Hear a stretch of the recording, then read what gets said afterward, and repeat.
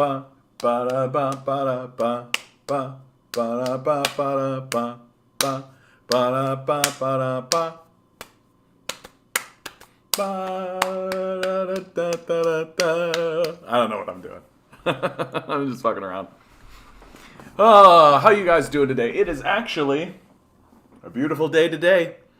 Beautiful day today. I had a really lovely walk around the graveyard. Had a really lovely, starting to come out of the fog of war, of the fog of all of this, and starting to get a little bit more like connected to myself and connected to what it is to be a person, and remembering my basic humanity, remembering that I am like alive in the world and everything is actually fine. For the moment. Oh my god, that's the thing about it, eh? Hey Eric, how you doing? Like, I feel like I'm constantly trying to like center myself and look around and be like, okay, things are okay right now, like life is okay. I'm relatively stable, but it's that relatively, right? It's like, how do you live a calm and stable life when there's this like building collapse? Like, I feel like I'm literally like standing here and I'm like, yeah, everything's fine. And there's a building like collapsing, just like right like this. And I'm kind of like, maybe we should move. Like, maybe we should move. And everybody around me is just kind of like, why? I don't understand, right? And it's like don't look up, It's like you just want to kind of be like, hey, do you see how there's the disaster that's coming that's absolutely going to crush everybody? Do you see how it's gonna be? Do you see how it's gonna be? Like, for God's sakes, we even have Joe Biden talking about it now. Like, Joe Biden is literally saying, this is going to be the legacy of Joe Biden, right? The legacy of Joe Biden is that he's the guy who is going to break all the bad news, right? Like, this old, decrepit, like, worn out, burnt out, neoliberal psycho is the one that they all carted in front of us and put in front of us to break all the bad news. To be like, hey, Jack, things aren't going so well, after all, I know we all said everything was going to be great and, rising tides, raise all boats, all that. But, the reality is things are going to get worse. Things are going to get worse. And I made clear in that video that I am waiting for further sources. So this is like initial information that we're getting, right? And I want to make that very clear, and I'll make that clear here now that we are just getting initial intel, and again, because of the nature of the fog of war, it might not be exactly what we're looking for, which is why I didn't focus too much on that in the video, because what I focus more on is the economic side of it. And I think you're right.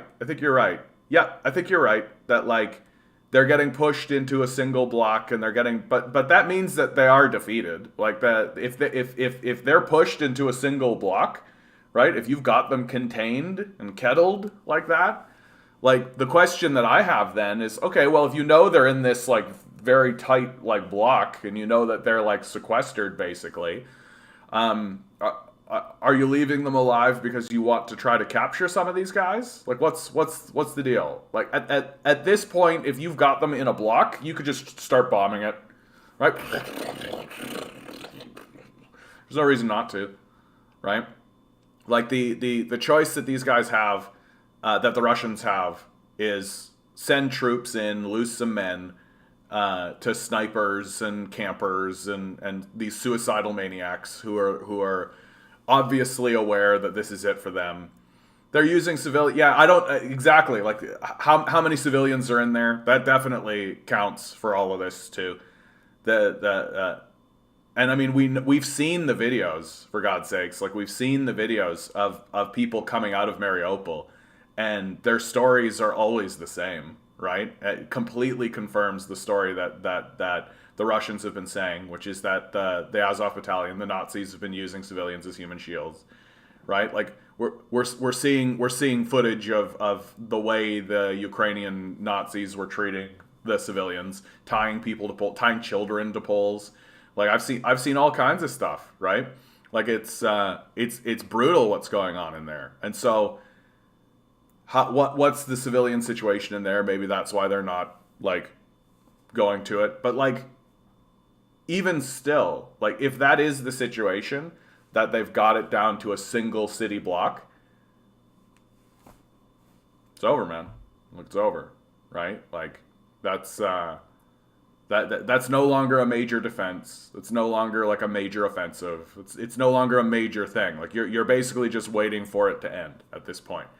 Like that means that the guys, like, they don't have access to supplies. They don't have access to it really is like a hostage situation. Like saying that like civilians are human shields, like they're hostages. Like that's more akin to the situation that we're at now. That the majority of the fighting in Mariupol is over. And it really is just like this hostage situation, the last moment of it. And I have a article here. Come on, I had it at my fingertips. Come on. I had it at my fingertips, and I think I closed it on accident. But like, the Russians are ready to move on to Donbass, which makes sense. Hey, Incisive, how you doing, bud? Don't know if I've seen you around here in a while. Good to see you. The Russians are basically down to like in Mariupol. That means that they can move troops out of Mariupol, right? Like once that front gets finished off, they can start moving resources into the Donbass area and into the Donbass region and start the offensive in that way. And I am more or less the opinion. Barnabas, how you doing? I have always been. Oh well, thank you, Incisive. That's very kind of you to say, bud. I appreciate that a lot. Let everybody know I exist. Let the world know I exist. Right? I'm more or less convinced that YouTube is suppressing my content. Like I don't think that YouTube spreads my stuff around at all. I think that it really is up to me spreading it around myself and up to you guys. So I always say, if you like my stuff, if you like my streams, if you think I'm telling the truth, and you'd like other people to hear what I have to say, let somebody know. Let people know I exist. That's all there is to it. On top of that, there is even one report that they will shoot at the regular Ukrainian soldiers if they decide to surrender. And this is exactly what I was just about to say, Eric, that I think that the Mariupol situation is actually very crucial because the Mariupol situation, like the reason, in my view, why, and this is speculative. I don't have a source document. I don't have anything like this, but it's just something that I feel like is true. That the reason why Zelensky hasn't surrendered, and the reason why NATO isn't surrendering, and the reason why they want to kind of try to turn this into a protracted sort of a situation, is because the Nazis won't surrender, right? And if they declare a surrender and the Nazis keep fighting, well, that kind of lets the cat out of the bag, doesn't it? Right? Like it kind of really tips the hand to even the international, well, what's called the international community, but to NATO and her allies, right? It tips the hand to the people and could raise some interesting questions in the public about how the public would be like, oh, well, you surrender, but they're still fighting, right? And like, so what could you say? You'd be like, yeah, the Russians are still attacking, like nobody's actually going to believe that. Well, I mean, we will believe anything. Like North American Westerners will believe anything. So, but I do think it's the reason why there hasn't been a surrender. And if they actually, like, once the situation in Mariupol is resolved, once the Nazis are routed out in a significant way, you are starting to get to the point where it is like, what's maintaining this? Like, what's actually maintaining this? Because, like, the Russians have been very clear about what their demands are, right? And the Ukrainians can't keep fighting forever. Right, like their positions are surrounded. They're not getting the resources they need to be able to maintain this struggle, It is a losing endeavor. You even have, like, Zelensky is starting to say, right? That Zelensky claims Biden regime baited Russia to invade Ukraine, right? You got Zelensky's relative news strategy to publicly name and shame countries that Kiev believes to be sitting on the diplomatic fence. No, that's not the one. It is increasingly apparent change of tone. He once again pleaded. Yeah, he's pointing out the reluctance of support. Like, Zelensky's starting to come around, right? Like, he's starting to realize that the support's not coming, right? Like, we've seen this throughout history. There's always been these moments in history where, like, someone has beseeched for support and the support doesn't come. And Zelensky's starting to put together that support's not coming, right? And as more and more of the bastions start to fall, more and more, like, Mariupol's basically fallen, right? Like, I mean, sure, there's this hostage situation going on, but that's not serious.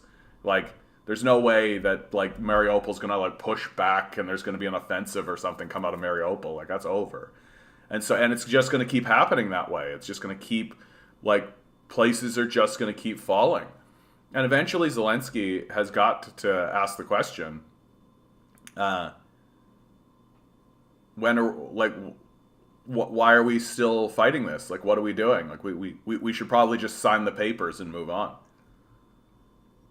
Yeah, I love that the West is reporting Ukraine is winning the war, because the strategy in the West now, Eric, is that when Zelensky surrenders, because he will, it's an inevitability. Like, it's eventually the case that Zelensky does surrender. When he surrenders, they're going to, like, the Russians will begin the process of a post-war negotiation and a post-war withdrawal of troops and all this. Like, they don't want to occupy Ukraine. Like, they're very disinterested in occupying Ukraine. And so once the war is over and they begin withdrawing troops, after they get everything they want, right? Like, the Donbass region will become an independent nation, an independent region. Which, I mean, let's be really frank. That means that a pro-Russia government will be installed there. Which, I mean, is likely going to be the case anyway, honestly. Like, Russia comes to the defense of the Donbass people. Of course, the leadership there is likely going to be pro-Russia. But in any case, like, so that region is going to become independent. Crimea will become part of Russia, right? It will be recognized as part of Russia. And Ukraine will sign a document that says they won't join NATO, right? Like, that's what is going to happen. It's what the Russians have been asking for the whole time. It's the goal of the war, right? It's the stated agenda, the stated war goals. They'll get everything they want, and when they start withdrawing troops and start negotiating, like, how to deal with a post-war Ukraine, the Americans will say that the Russians lost. Like, that is how the Americans are going to report on it. They're going to report on it as if Russia lost the war, right? Like, they'll treat it like the same way of, like, Joe Biden leaving Afghanistan, because in the American ethos and in the American mindset and the American consciousness, it's the way they view things is colonial, right? That Americans basically believe that if you are not perpetually, constantly occupying the place permanently and forever, then you aren't winning, right? Like, that's the only way they view things. And so if the Americans, so when Russia leaves, right, and it'll never really leave, honestly. They'll leave administrative institutions and all that kind of stuff. But when they withdraw military forces, because they don't want to occupy the country, America will be like, haha, we defeated them. We got rid of them. And a lot of Americans will go along with that, because America views occupation as victory.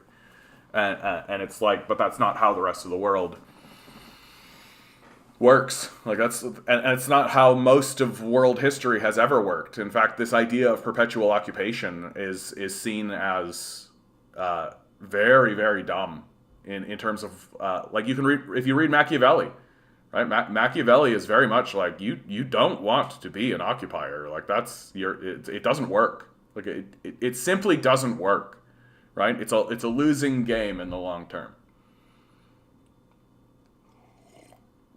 Are you familiar with the YouTubers Ice Age Farmer and Adapt 2030? I am not. Let's take a look. Always a fan of taking a look at other people's work.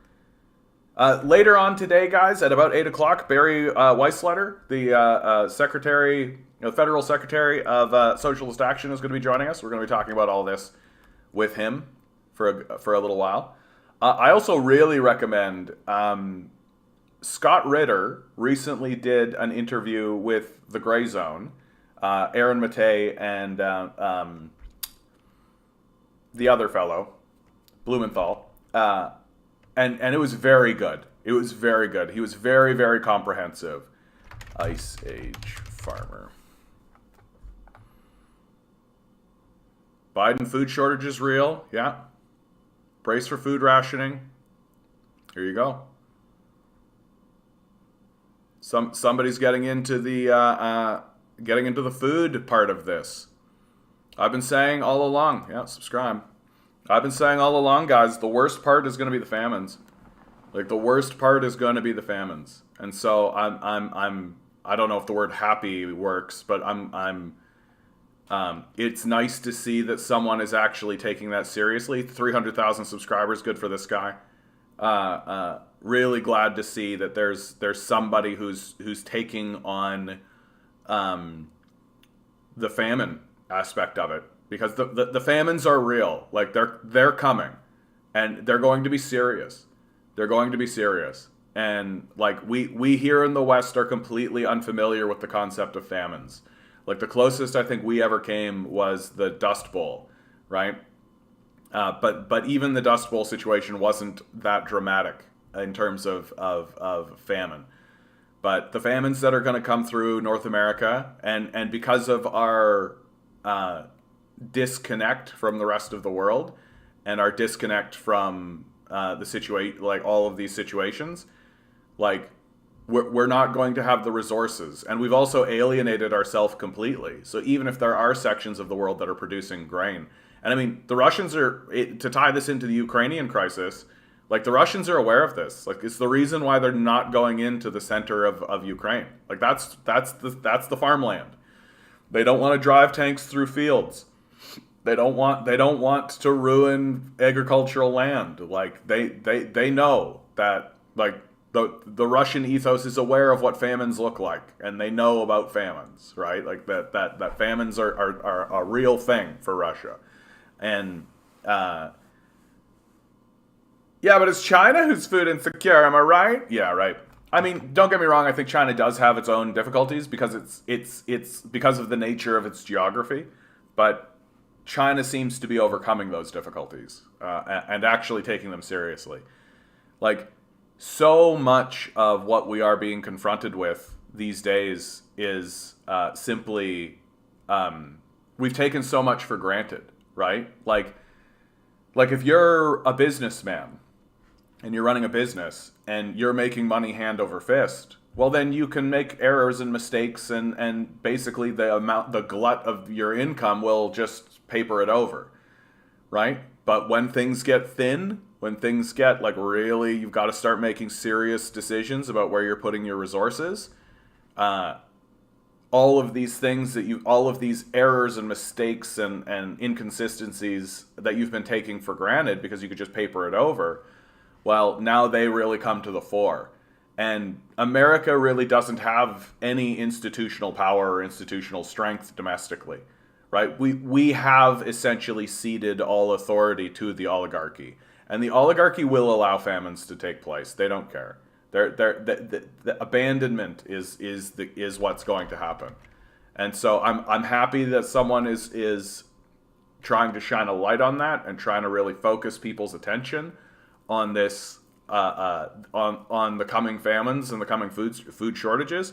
Hopefully he's also quite vocal about the reality that the oligarchy could prevent it and they choose not to, right? Like, and at this point it is a choice. Let's take a look at this other guy. Global food and money catastrophe. Yeah, another guy who's talking about that same thing.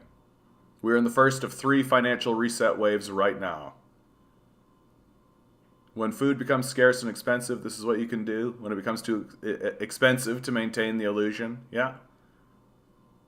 Here you go, right? Which countries will starve first? Like, I'm using this language happy and it's good to see and all that kind of stuff. Like, it's horrible. It's horrible, but at least someone's talking about it, right? At least someone's talking about it.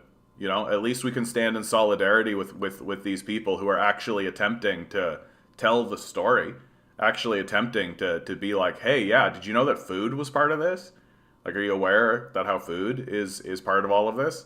And the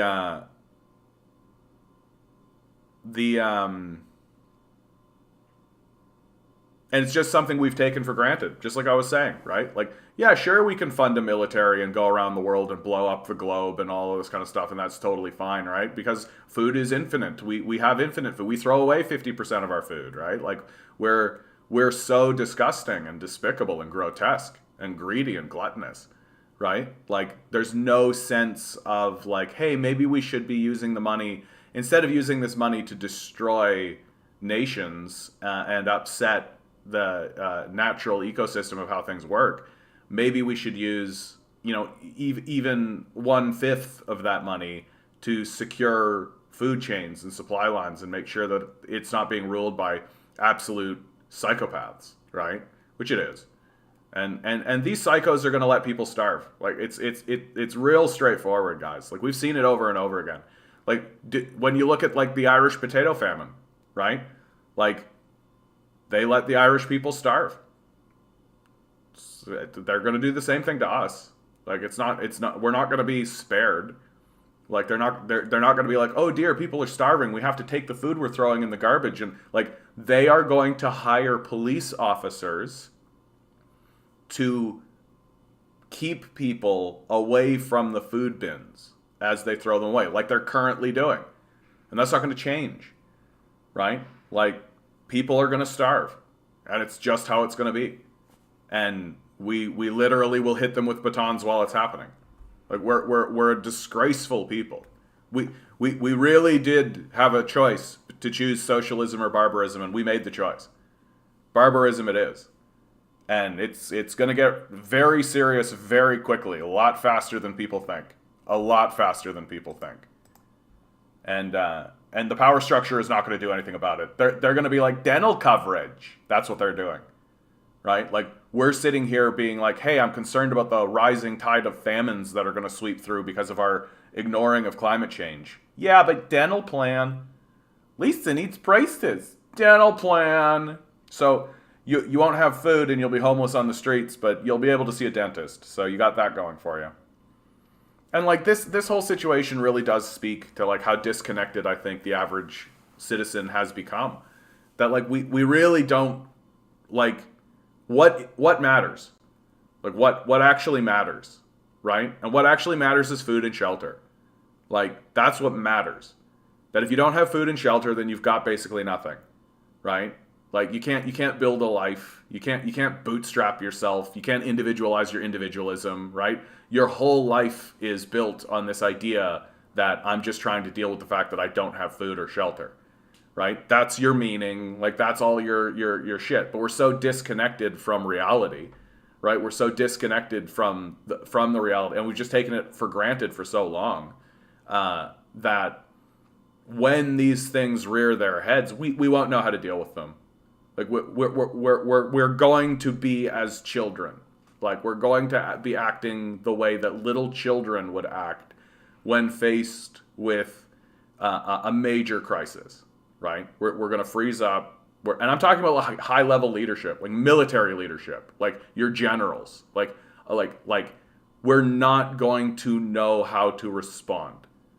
And it's just going to freeze us up, and people are. It's going to activate people's fight or flight, and some people will fight, and some people will flee, and no one is actually going to even attempt to have a clear head and say, how do we resolve this, right? And you can see, like, take a look how we've acted during this Ukrainian crisis, right?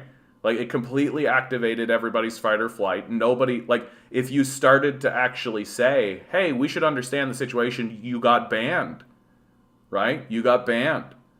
Like, they don't want to hear you. They don't want to listen to you. Well, when the famine started, it will be the same, right? And when climate change begins to really hit us, it will be the same. It's not going to be any different. Like, we're not suddenly going to have a come to Jesus moment and come around and be like, yeah, sweet. You know, you know what?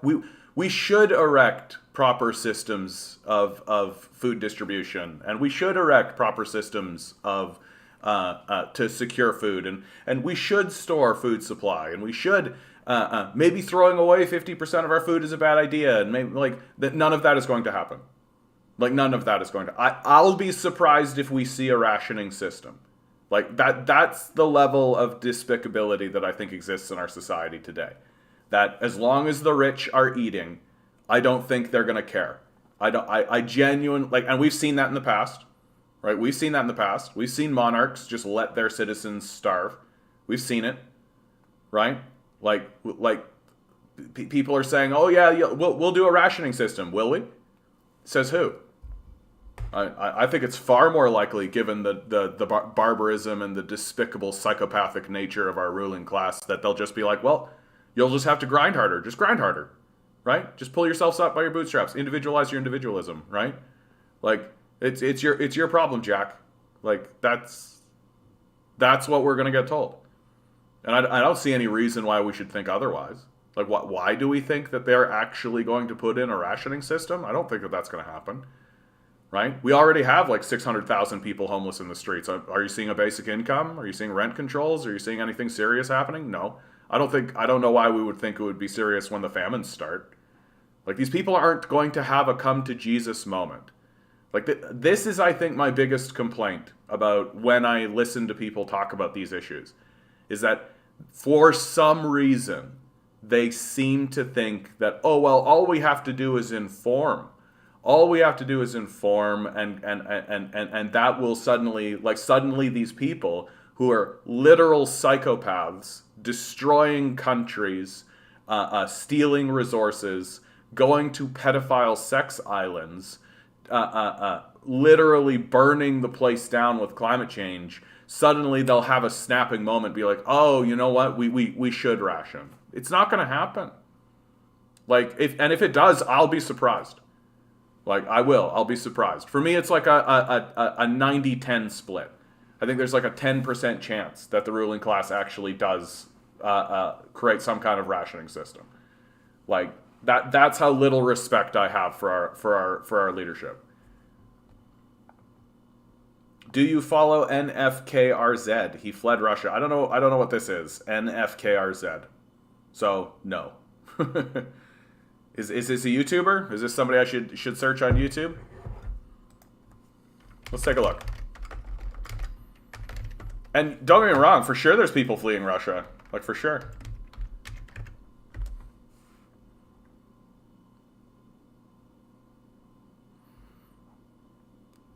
I left Russia. Instagram got banned. Is YouTube next? I mean, this is hardly surprising, right?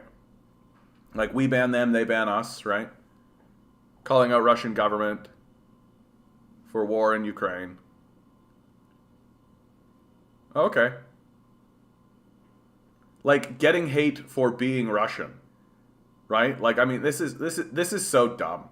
Like, this is so dumb. Like, I can't stand that. That drives me. That's how you know we're a really dumb people. Like, the removal of what was his name? The first person into space was a Russian, right? And he gets removed from the Space Academy or whatever, and it's just like, that's so fucking pathetic. That's so fucking pathetic. I'm gonna leave this guy up. I'm gonna take a look at this guy, cause like, who is this guy? Like, what? I'm sure there's lots of Nazis that are fleeing Russia, but like. And like, stuff like this, Russia is canceled, every company is leaving Russia. Not really.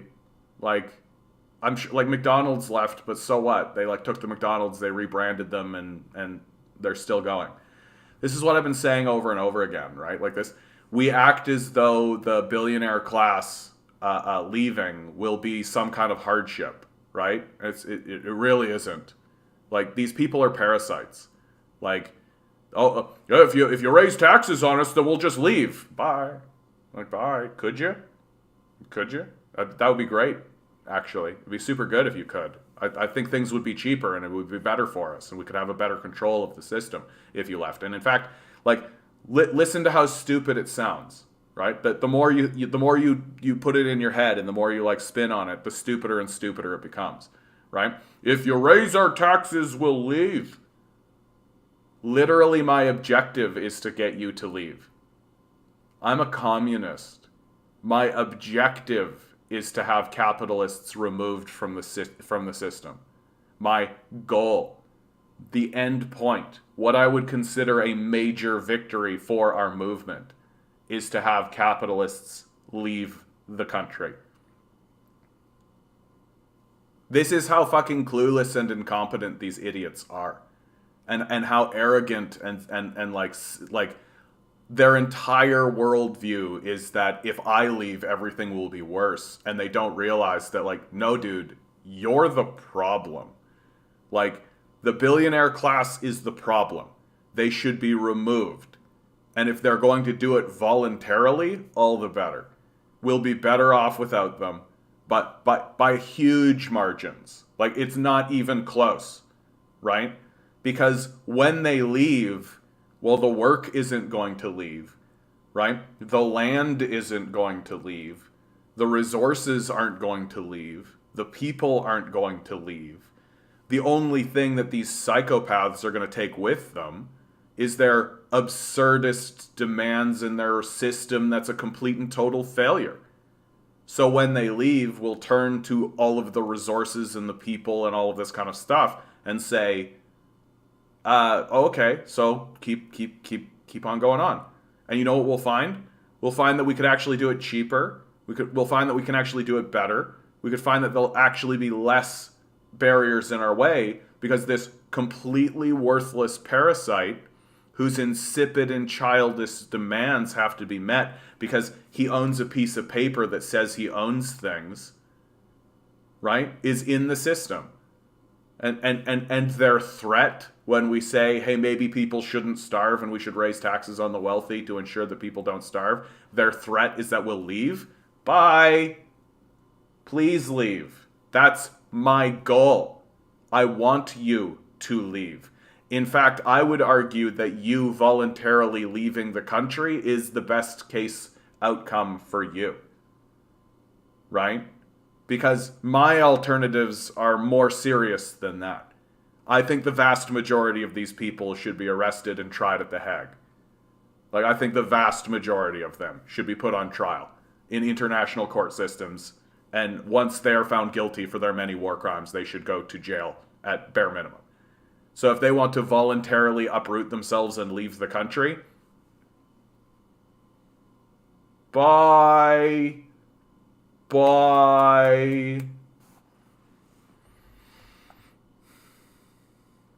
Of course they will report that way because they keep talking about that Russia wants to occupy the whole country. I know, even though, like, Russia has said over and over again that it's not interested in that.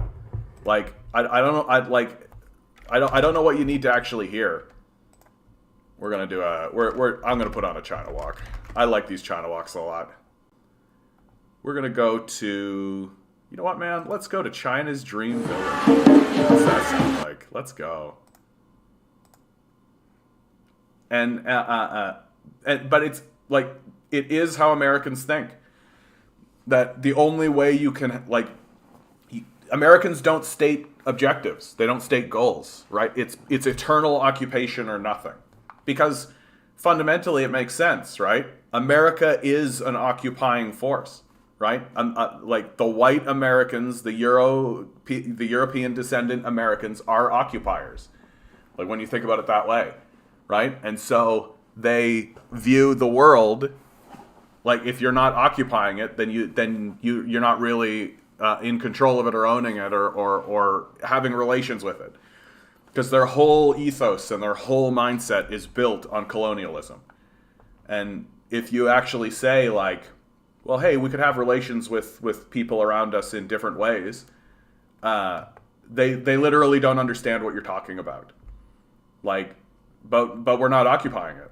Like, so yeah, exactly. The spokesperson for Russia's foreign minister, Maria Zakharova, said that Ukraine had essentially forfeited its chance to exist in its current borders. Yeah, like I think that was always the case. Like that. And what's so stupid about this whole war? Like the further we get away from it, the more, and the clear, like hindsight being 2020, right? The more we're gonna see that like America could have stopped this war at literally any time. At literally any time, America could have basically just been like, oh, well, like if you're actually going to go to war about it, like we can negotiate this. Like we don't need a war. Like we don't need a war, right? And America would have been better off for doing it, right? Just like, oh yeah, okay, we stepped in it. Like our bad. De-escalate, right? They could have moved towards de-escalation at any moment. At any moment, they could have done it. They just chose not to. So, and that's something that's becoming really, really obvious. And like the thing that this Ukrainian-Russian war has really done is it's changed the perception of America on the world stage, like in big and significant ways. That like most of the rest of the world is on Putin's side, and they're not reporting on America the way that the Americans are reporting on America. Like, it's people are very aware of what's happening in this situation. You can just go read the Indian press, read the Chinese press, like read the press in Venezuela and throughout South America, right? Like they know what America is. And it seems like the last people who are going to put it together are the Americans themselves. Like the American citizens are going to go through this 100 years of humiliation. Like and I mean here in Canada we're probably going to do the same thing because we're so fucking stupid. And we're going to go through this incredibly bad period of time. And until we actually put two and two together and realize that we're the bad guys here. Like we're the bad ones. Like we're the ones that are acting like the fucking crazed psychos. Until we get to that point, it's just gonna get worse and worse and worse. Look at how fucking cool this is. Look at how fucking cool this is. There's like smoke billowing. What the? That's so fucking cool, dude. Oh, that's so cool.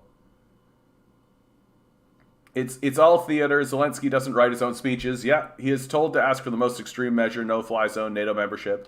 U.S. plays the part of the reluctant, responsible power. Yeah.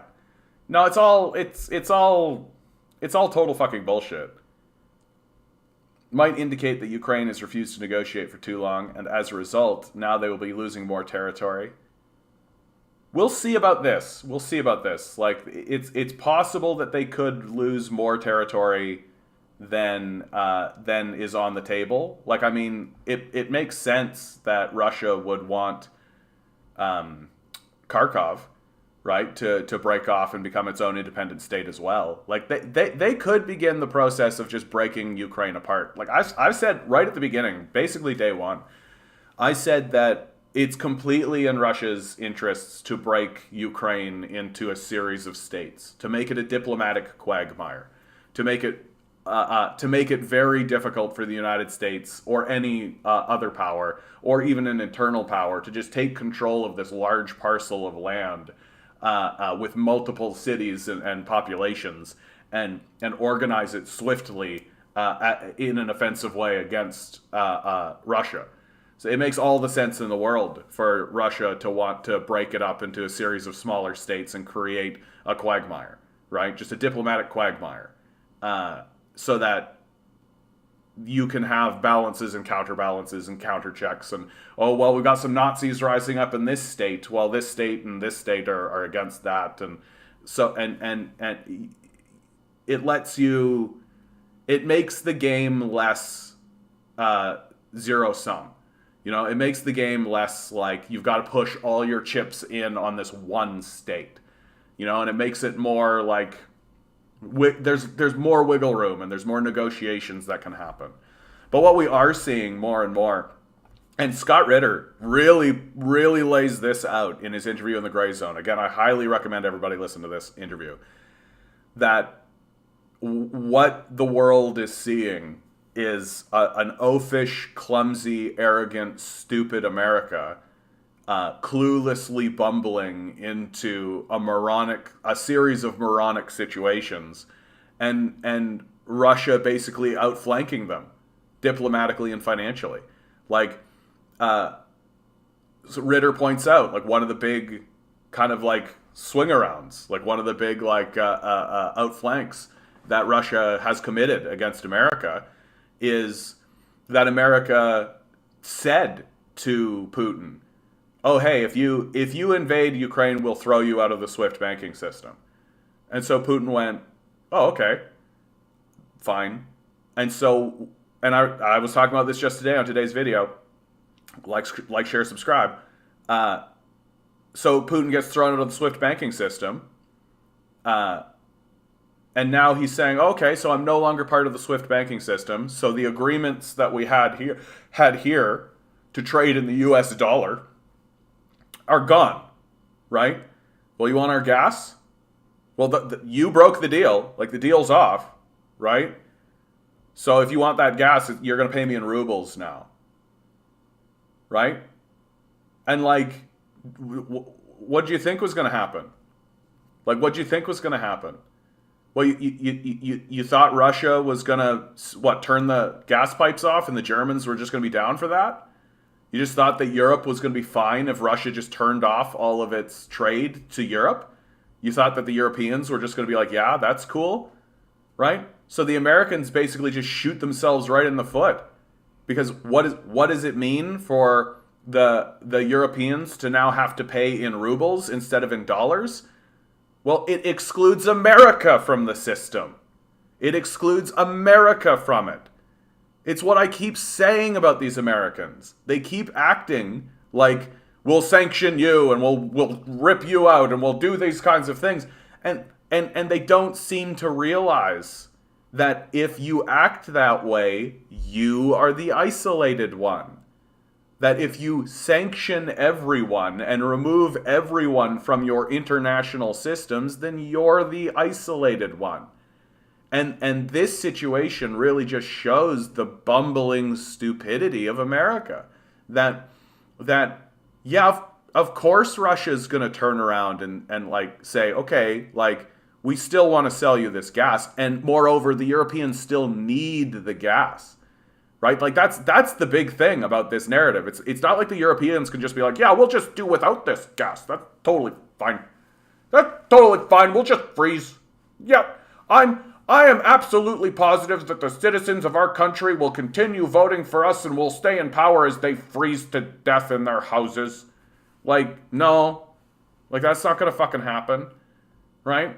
So the Europeans must buy that gas.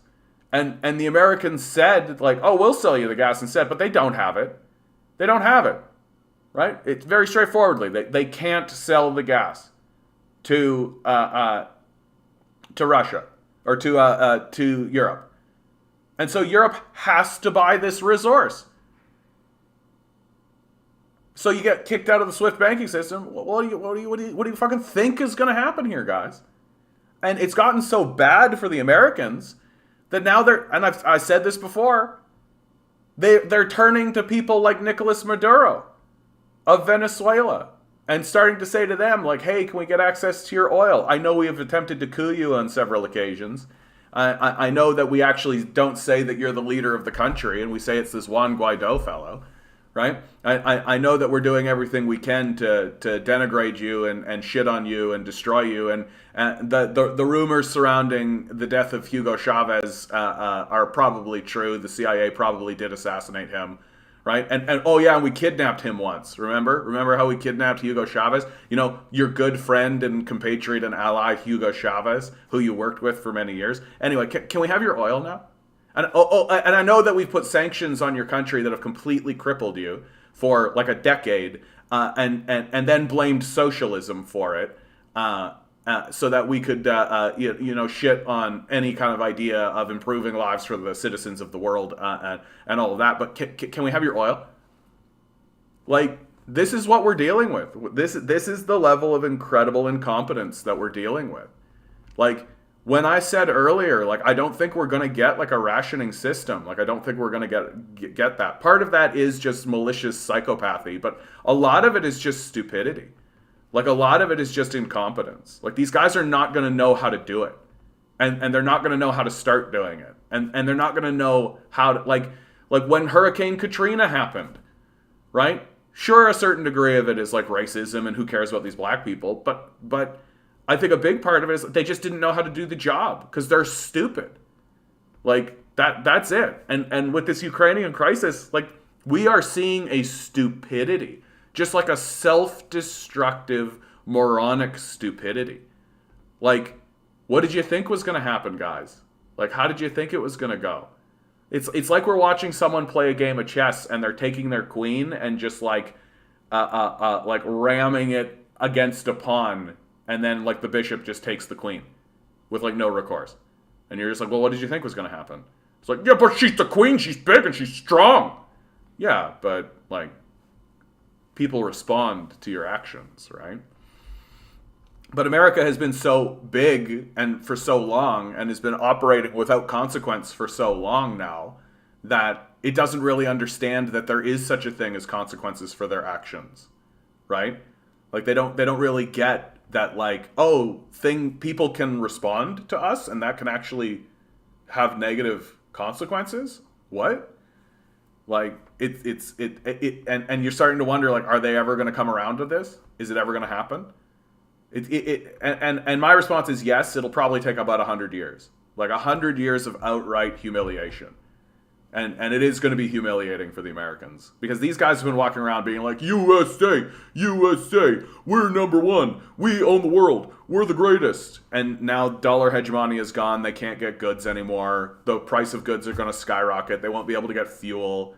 Like, all of this crazy shit is going to start happening, and it's going to be crazy shit.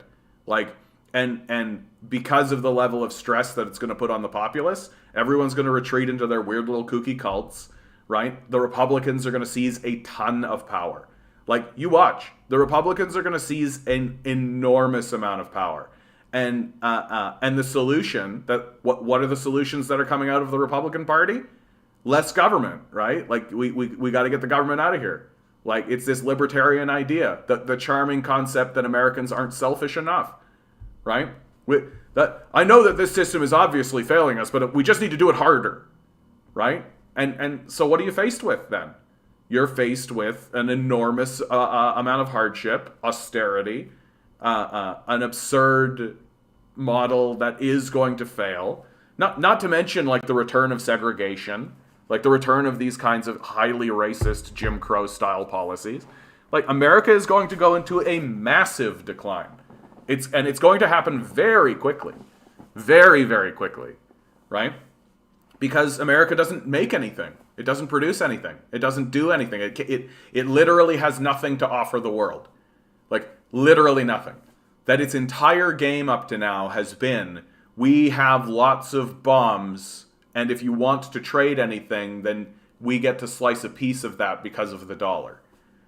Well, the dollar hegemony is going to go away. Russia's literally saying, if you want our resources, you got to give us rubles. It's connecting into China. It's connecting into India. India and China are making the same kinds of plans and ideas, right?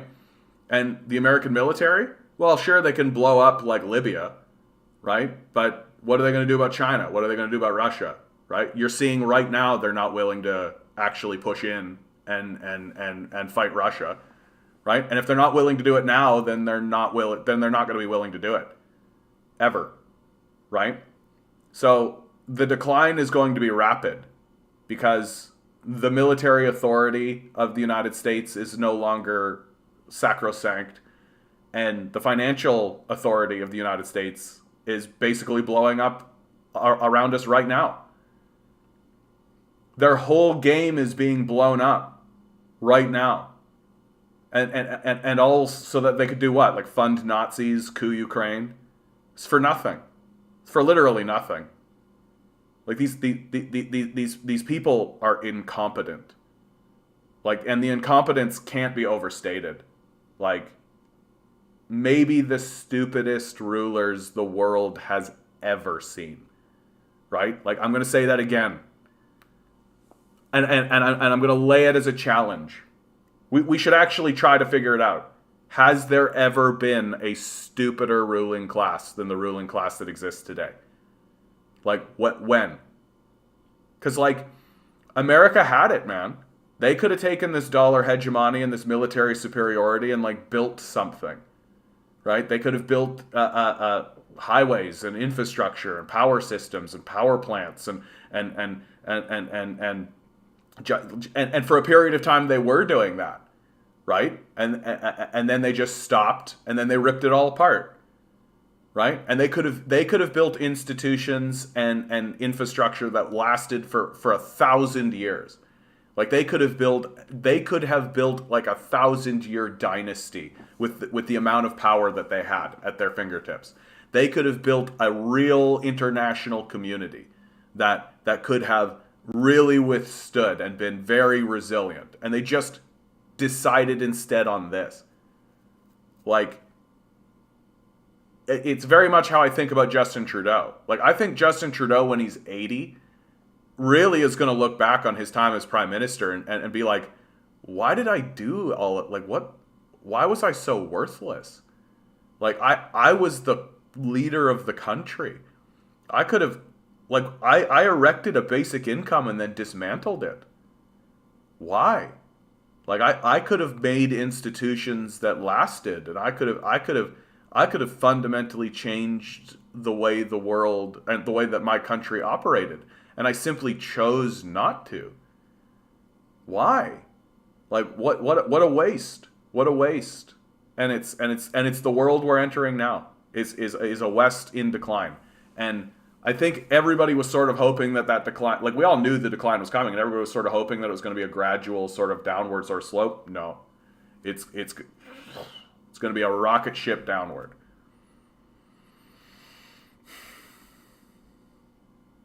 Wasn't Western media complaining recently that China was stockpiling too much food? Western media is so fucking stupid, dude. like that's going to be a big reckoning, if you ask me. Like, if people like Donald Trump aren't already part of that reckoning. Like, Western media, like, if you're still listening to Western media and taking it seriously, like, the only reason I pay attention to Western media is to find out what the idiots have to say. Like, you got to at least listen to what these morons are saying. Imagine what could be produced if the desert in China is greenified, and they're trying. They're trying. God bless them. They're trying. Yeah, they're so inconsistent I can't keep track. Yeah, like, it's got to be both, right? It's got to be that your enemy is weak and strong, right? Time to start planting your victory gardens. Guys, why is there a video of Biden talking to U.S. soldiers about how good the Ukrainian people are and that they will know when they are there? I don't think I understand this, Conton. Sorry, Biden talking to U.S. soldiers about how good the Ukrainian people are and that they will know. Who's, like, I don't understand. They will know when they are there. Like, who's they? I don't think I understand. Like, are they planning an invasion? Are they going to push in? That would be an enormous disaster, by the way. Like, if the Biden administration actually, like, put boots on the ground and started pushing troops into Ukraine, like, now you're talking World War III. Like, now you are talking World War III. Like, right now, this is a minor scuffle between two countries that are closer to, like, familial relations, right? You're like living, like, Ukraine and Russia have a very long history together. Ukraine used to be part of the Soviet Union, right? Like, and Ukraine was part of the Soviet Union for longer than it's been independent. So the relationship that exists between Ukraine and Russia is very familial, right? And you can see how that is manifesting in the way that Russia is acting during this crisis. Like, it's not going in and leveling infrastructure. It's not going in and leveling the city. It actually cares about the well-being of the Ukrainian nation. They just understand that this is a very dirty moment and an unfortunate moment between the two of them, right? It's family members arguing, right? And but if the United States gets itself involved, we're talking about an escalation that is going to be so destructive. Like Russia has access to like forget about nuclear technology, right? Like it's got access to like thermal missiles and shit. Like if America puts boots on the ground in Ukraine, there is going to be an immediate retaliation that is going to be extraordinarily destructive. Like it's going to make what's going on currently in Ukraine look like just cars driving down the street. Like it's going to be a response that is going to be ungodly, and the Americans, the Americans are not going to understand it's like when the foreign fighters went into Ukraine, right? And then immediately get blown up and immediately get chased out immediately, and you get reports of how they're like being ignored and all this kind of stuff, and it's because these guys don't understand what a fucking military looks like, really, when they're on the other side of it.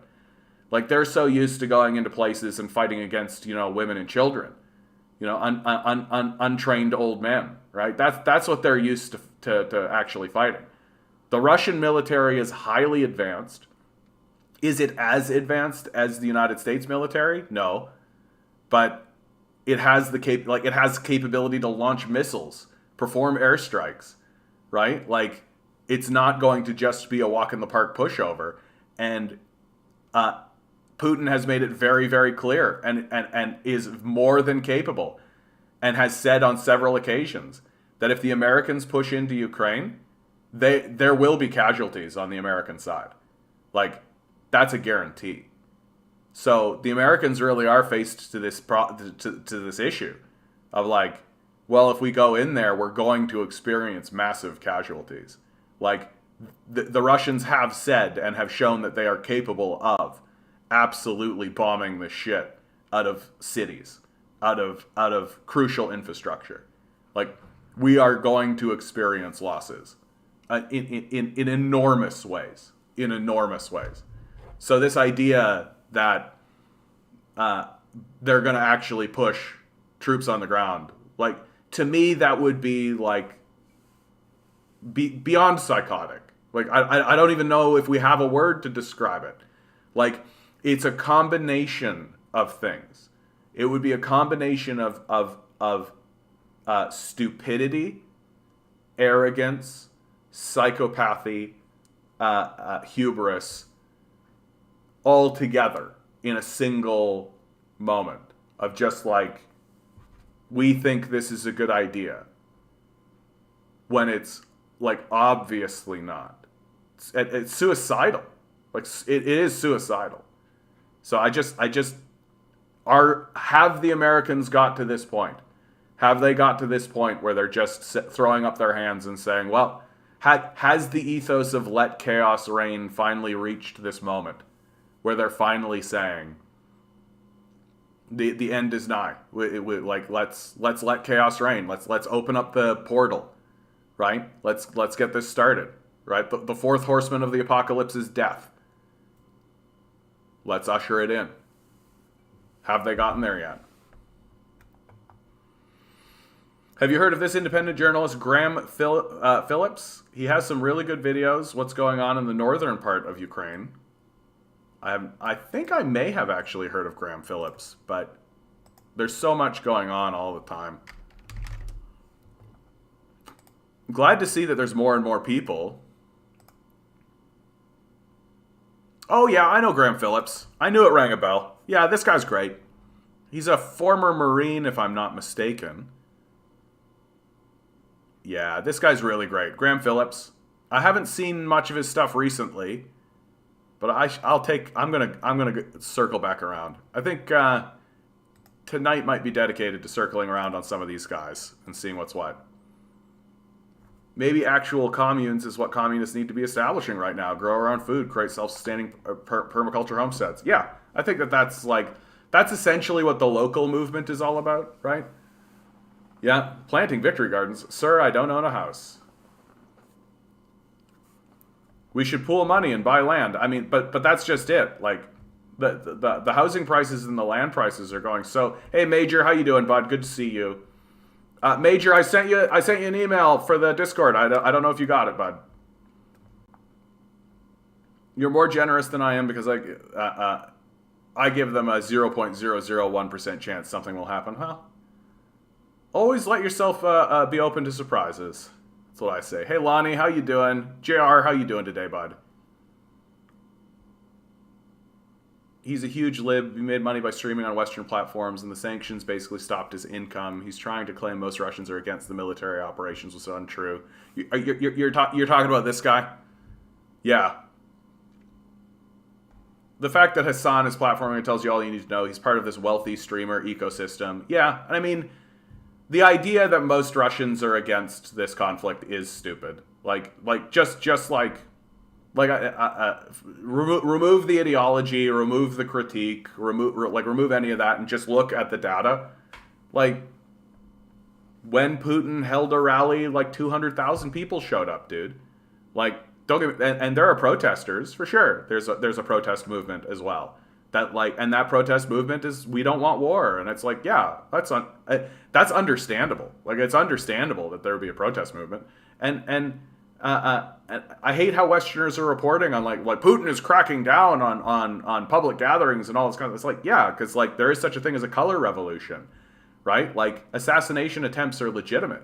Like, of course he's trying to crack down on groups of people gathering in key locations in order to cause to act as cover for CIA agents going in and potentially assassinating members of his party. Yeah, like I think that you got to be kind of a little out of touch to think that something else could happen. And like the idea that they won't, are you kidding me? Like take a look at the Tiananmen Square massacre, quote unquote, right? Like that whole narrative is essentially a color revolution where the CIA attempted to kill a bunch of Chinese officials and did kill a bunch of Chinese policemen, right? And yeah, of course the Communist Party cracked down on that. Like, what do you think? I don't understand why libs get so hyped about sanctions and how it can harm the citizens' economy. Sanctions don't work, so they obviously just love suffering. I think that's it. I mean, they have a very Marvel brain way of looking at it. That we'll put sanctions on the government, and then that'll make things so bad for the people that the people will uprise and overthrow the government. That's what's gonna happen. But it's so like it's completely colonial and in my view actually quite racist. Like it's quite xenophobic because it places the citizen of the country that you're inflicting the sanctions on as it treats them like an animal. That they're so stupid and so incompetent and that they're incapable of understanding what's going on. That they view like Muslims, right, or South American Latino people. They view them as if they're like gonna go to the grocery store and be like, "Well, where's all the food? Maduro, we should get together. Oh, Maduro," and then they're all gonna storm to probably Maduro, and then over to and that's basically like the mindset of it. When instead what the people of the country do is they go to the grocery store and they see that things are bad and they go, well, what's going on? And everybody goes, well, yeah, the U.S. sanctions, right? And they're like, oh, fuck, yeah, the U.S. sanctions, that sucks. Well, you know, at least, and then you know what actually happens? You know what actually happens? The people of the country turn to their leader and they say like, hey, these U.S. sanctions are killing us, man. And the leader goes, I know, bro, and I'm really, really trying. Like, I'm really, really trying. You know what you can do to help? Like, maybe think about joining the military. Maybe think about helping us with this community initiative, right? Maybe think about forming some kind of thing. Like, and I know it's tough and I know it's hard, but we're doing our best and we're trying to get through it. And the citizens of the country end up going like, okay, cool. Thank you, leader of my country, as we are going through this sanction regime that we are being inflicted upon together, right? So it's like completely self-destructive, right? It's inflicting suffering on a populace on this incredibly racist idea that the people of that nation will be too stupid to understand what's going on, right? And they're so stupid that they'll all just get together and overthrow their evil dictator that they voted for, right? Like, think of, like, Maduro is the key example, if you ask me, right? They vote for him. Like, they support Maduro. Like, I don't know what to tell you here. Like, they're voting for that guy. And chances are good that they're not going to then overthrow that guy as like an evil dictator when the United States inflicts sanctions on them. And any idea to the contrary comes, in my view, from just like a very colonial, very racist place of like, these people are basically animals. Like, that's how we view them. Instead, and when the actual result is that it actually creates solidarity movements within the country, right? Just take a look at Cuba for that, right? That Cuba has been living under U.S. sanctions for a very long time, and they haven't thought about overthrowing their government. If anything, like, go to Cuba. Like, I'm a Canadian citizen. I've been to Cuba, right? I feel like I'm seeing a people who are who have accepted their lot, and they've accepted that together as communities, and they're doing their best to live peacefully with one another and live with what they have. And I didn't feel like there was a sense of resentment or a sense of hatred or a sense of anger towards their government or anything like this. Nor did I feel like they were oppressed and unable to voice their opinion about their government, right? Quite the opposite, I think. And so I think sanctions are basically just cruelty in the end, that they don't facilitate the objective that they're meant to facilitate, right? The assumptions that are embedded within those assumptions are racist, like, or at least bigoted, like at least xenophobic, right? Like, you have to assume that these people are stupid for it to work. And you also have to assume that they accept your worldview, that like Maduro is a dictator. Probably not, bro. They vote for Maduro. So at the end of the day, it's just cruel. And again, like, what you think these people are going to work with you when push comes to shove? Like, we have pushed Venezuela into the hands of the Chinese, and I can't think of a more effective way of doing it, right? Like, how could we have more effectively done it? Yeah. And I think it flows into just, like, they're very stupid. Like, we're trapped in this, like, colonial mindset. And that colonial mindset is manifesting itself in many ways. For example, when Russia finally leaves Ukraine, right? When they declare victory, enforce their objectives, and leave, the Americans will say that it was a victory for Ukraine. We repelled them. Like, that's what they'll say. Because victory is only permanent occupation.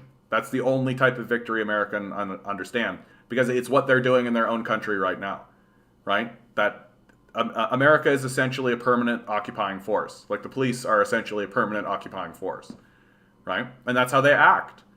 And that's how they treat the citizens. Wolf's latest economic update goes a bit into sanctions and how they are worse than dropping a bomb or war. Yeah, they are. Sanctions are a war act. They are an act of war, like, for sure. And this idea, like, it's a type of siege warfare, right? That you're cutting people off from resources that they could otherwise have access to. And like, Venezuela is, like, big case in point for this, right? Venezuela should be, like, a very wealthy nation. It absolutely should be. Like, should it diversify its economy? Should it actually do that kind of stuff? Yes, of course. Like, of course. And those critiques, I think, are reasonable. I think those are probably critiques that the Maduro government itself is like, yeah, we should probably diversify our economy. Easier said than done, right? Easier said than done, especially as you're undergoing a major sanction regime, right? But now Venezuela has a way out, right? And that way out is the Chinese government. This place is gorgeous, eh? I'm just going to pause for a minute. Like, what a beautiful space this is. This is really, really nice, man. Like, I would love to walk through this place. Oh man, I gotta get out to some of the Canadian parks, man. Like the Canadian parks aren't like this, obviously. Like this has a lot of color and a lot of like they've obviously put on a show here. But there, if you ever have the chance, if you're on the East Coast, and I know some of you are on the East Coast, so if you're on the East Coast, you gotta go find. It's in Fundy, the Bay of Fundy. Oh no, oh no, something Creek. Oh damn it. That's gonna bug the shit out of me. Anyway, there's this really beautiful place in the Bay of Fundy that you walk into, and all of the plant life there and all of what's going on there is actually a unique ecosystem. That because there's like a valley with a creek system and just the temperature drops and the humidity is just perfect, so it creates this very unique kind of ecosystem that exists only within this ravine. And if fairies, like literal fairies, if fairies had popped up from behind stuff and been like, "Oh hey, how you doing?" I would have been like, "Yeah." Like I would have been completely, "Yep, fairies live here, absolutely. If fairies are real, they are here." And I went there at least when I was on the East Coast. I went there at least 4 times because I found the place to be so entrancing and healing. There's a healing quality to a place like that. That while we went through and built like stairs and stuff, it didn't upset the balance, and you could spend all your time in this one spot and really just there's a holiness, there's a sacredness to these sorts of spaces, and you can tell. And I need to get back out. I can't get back out to the East Coast, obviously, for obvious reasons, but I am looking forward to getting back out into nature, man. I haven't been in quite some time. In Kirsten, which was occupied essentially peacefully very early in the first week, there already is a new administration in place. They switched out the currency and are using the Russian ruble. Yeah, why shouldn't they? Like, Westerners don't want to... I keep having regular conversations. They don't want to accept that a coup happened in 2014. Like, imagine your country was couped. Like, what do you think would have happened in America if the January 6th coup attempt had have been successful? Do you think every single state would have been like, "Oh, okay, that's fine. Oh, I guess that's the administration now," right? And the administration just went in there and started acting like they're the rulers, and they started passing laws, and they started doing that kind of like. Do you think that like, well, you think California, you think Maine, right? You think New Hampshire, right? Like you think all these places would have just been like, "Yep, that's fine." No. Many of these places would have declared their independence. Like, many of these places would have been like, "That's unacceptable." Like, a fucking coup? Like, no. We don't acknowledge the legitimacy of that. And that's essentially what Westerners are trying to tell people about Ukraine. First of all, they're denying the existence of the coup, which it obviously is a coup, right? We literally have the State Department, like, on record planning the coup. We have the neo-Nazis that enacted the coup admitting that it was the coup, right? Like, those guys, they want to take credit for that coup. Like, after it happened, and people were trying to pretend like it wasn't a coup, it was the Nazis themselves that were standing up being like, "No, that was a coup. We fucking did a coup there. You don't say we didn't do a fucking coup there. We did a coup, and we're happy that we did that coup, and we're coming for you." Like, that's basically how these guys were talking. And it's like, the Westerners don't want to admit that there was a coup. Because if they do admit that there was a coup, then it gives legitimacy to what Putin's up to. I've never taken a deep dive. It's basically my opinion of it. They should be they are war crimes. Like, that's the thing. Like, this is something that people don't actually realize. Sanctions are war crimes. Like, the Americans don't care. Like, what are you gonna do? Well, you're gonna take the Biden regime and what? Take him to the Hague? You're gonna get the Bush administration take him to the Hague? Like, none of that's gonna happen, right? That's why I get kind of upset about the leftists online, right? That there's there's this idea that, oh, all we need to do is inform. More information, inform people. And it's like, yeah, that's great and all, but like, the power structure has gone psychotic. And if we don't actually acknowledge that it's not going to suddenly respond and go, oh, I simply didn't realize. Goodness me, let me act in a completely different way than I've been acting before. Like, it's not going to do that, right? Because it doesn't operate for your benefit. And it doesn't operate for the benefit of its own citizens. Like, it's gone psychotic. Like, it's a rogue state. It's an institution that operates for its own benefit and for the benefit of the people that give them money. Exclusively.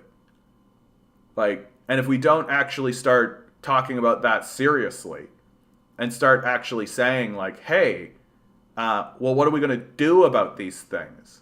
Because we can't vote our way out of it, right? Because the whole system has fallen for it. The whole system has fallen for it. So unless we get to a place where we're actually willing to say we've got to surround the halls of power, like this whole system needs to be redrawn. Like we need to redraw our Constitution, straight up. Like the Constitution of the United States, the Constitution, the Charter of Rights and Freedoms of Canada needs to be redrawn to ensure that these aberrations no longer occur. That food and shelter need to be guaranteed in the Constitution.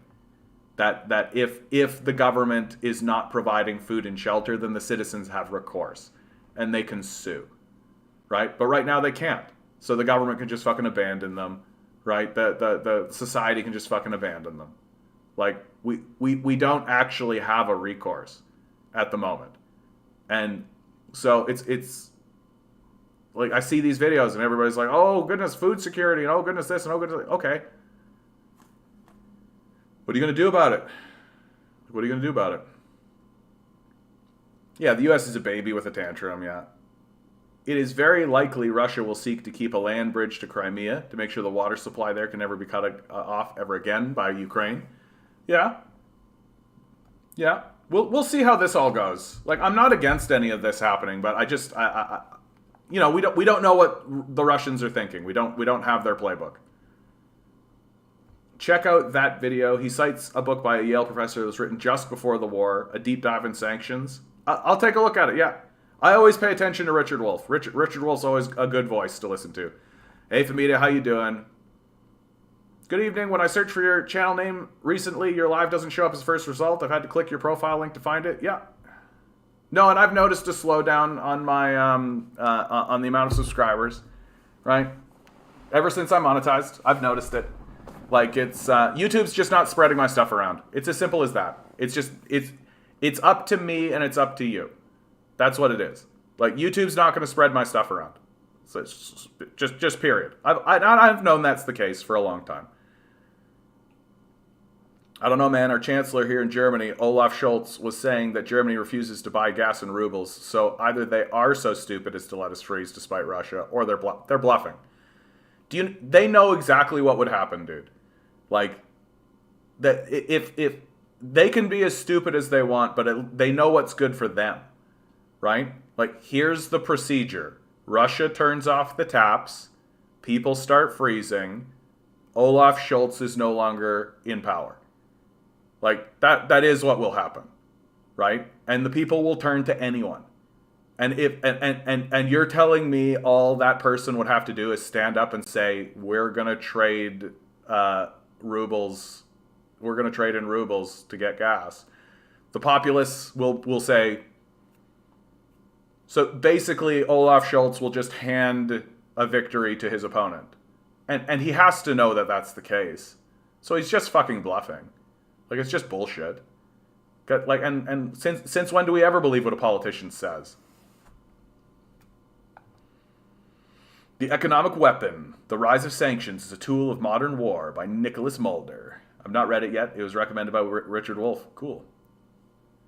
That's a cool title, dude. The Economic Weapon, The Rise of Sanctions is a Tool of Modern War by Nicholas Mulder. His name is even Mulder.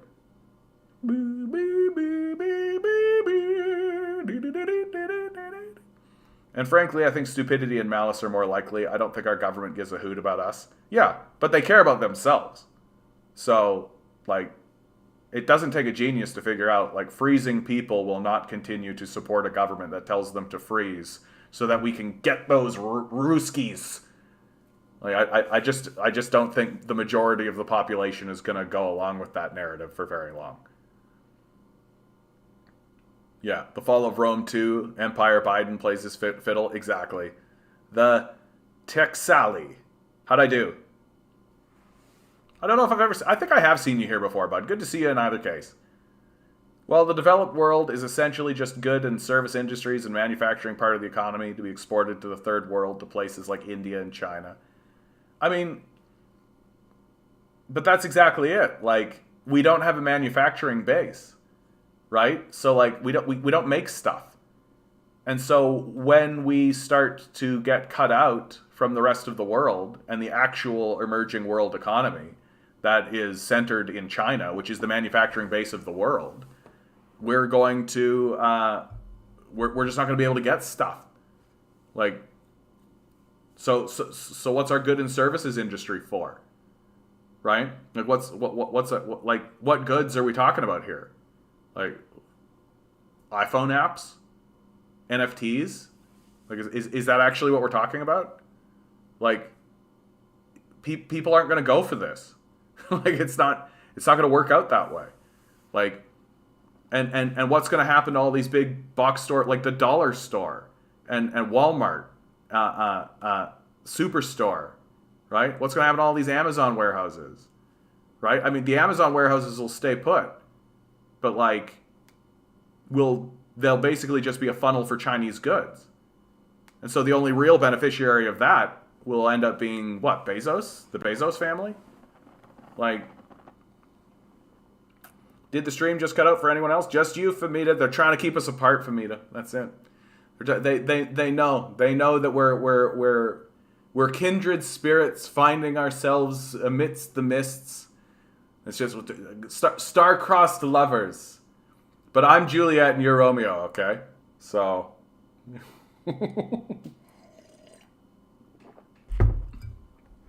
And, also, I'm not going to commit suicide for you. Just for clarity, right? That if I find your dead body in a grave, I'm going to be like, oh, Famita, no. And then I'm just going to move on with my life. So, sorry, you seem real great, but... I do think that Romeo and Juliet was a comedy, by the way. Like, straight up. I think that we misunderstand the way that Romeo and Juliet would have been taken by the gentry during the British period. Like, I am not convinced that it was actually a tragedy. I am convinced that it was a comedy. And that all of the, like... overwrought, and what convinces me of this, just by the way, is the modern staging of Romeo and Juliet is completely inaccurate. That after Romeo and Juliet die, there's actually a series of speeches that are given by every character afterwards that no one stages, right? I've never seen it staged. There's even been a film adaptation that actually said our objective is to show this story in its fullness, and even they cut out those speeches at the end. And I think it's because the modern sentimentality, the romanticization of Romeo and Juliet, has put us in a place where we're supposed to believe it's a tragedy, when I think that the gentry more or less thought that shit was hilarious.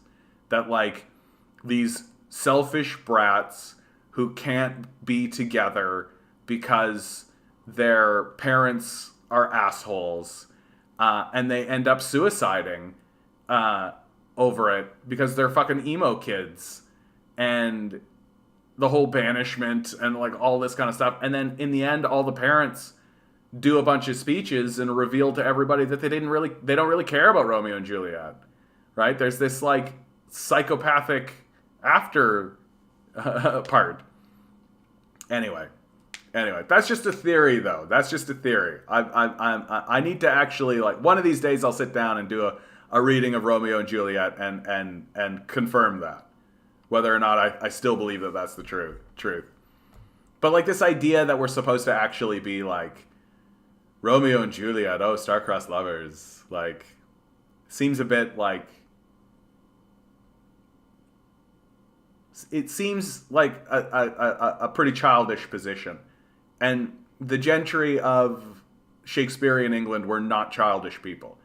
They were very, very, very mature in the way that they viewed the world. I'm starting to think that Yanis Varoufakis and Michael Hudson were right, that capitalism did die and became a finance system and evolved into a techno-feudalism. Yeah, I think that is actually right. Like, when I was talking about it years back, I used different language. Like, I called it neo-feudalism, that the collapse into neo-feudalism. But techno-feudalism, I think, is just as good. And I like techno-feudalism better, actually, because I think it does capture the another aspect of it that neo-feudalism doesn't really capture. And Michael Hudson is right on the money when it's like, yeah, it is a finance system, right? And it's a finance system that's now in decline. That the Americans are literally dismantling the financial system that they erected right now. And it's going to have, like, basically you're going to have a couple, like a series of financial systems that are operating on the world stage and are all vying for power, right? And the American system is going to be the weakest one because America doesn't produce anything, right? The problem with those kinds of people, like you just mentioned, is that they correctly identify and formulate the nature of the problem very well, but their solutions are very lackluster. They just propose doing more social democracy, yeah. They still don't get that we need actual communism, actual dictatorship of the proletariat. Yeah. I actually haven't heard Yanis propose anything. Like, I don't know what Yanis's solutions actually are. And I feel the same about Michael Hudson. Like, they're very much diagnosing the problem, but I've never heard any solutions come out of these guys. Hey, John, how are you? Mystic Werewolf. Mystic Werewolf. Dude, it's been a while, dude. How are you, bud? How's your journey going, man? Oh, man, that's a throwback. Look at that. Oh, I agree. Just finished reading Yanis Varoufakis right now, and his solution was because let us be enslaved to the computer. We have nothing to lose but our chains. Yeah, dude. When he was finance minister, why didn't he advocate for expropriating the capitalists and instituting a socialist planned economy? I mean, I think that the reality that Yanis faced up against, and I remember him talking about this, was that, like, he resigns ultimately, and he resigns, I think, because he sees that it's futile, that and Yanis Varoufakis is not a revolutionary. He's not a revolutionary, right? That he sees himself as a statesman, as an academic, and he sees that, like, he is, when he was in power, he, like, walked up to people and were like, okay, let's negotiate a deal. Like, what's the deal? We can't just live like this. Like, how do we reach a compromise and come to a deal? And as he said, it's like they weren't interested in a deal. They weren't interested in compromise. They weren't interested in a solution. And that ultimately leads to his resignation because he's like, well, then what are we doing here? Right? So why are we pretending? Like, that was sort of his position. And because he's not a revolutionary and because he's not at the butt end of it,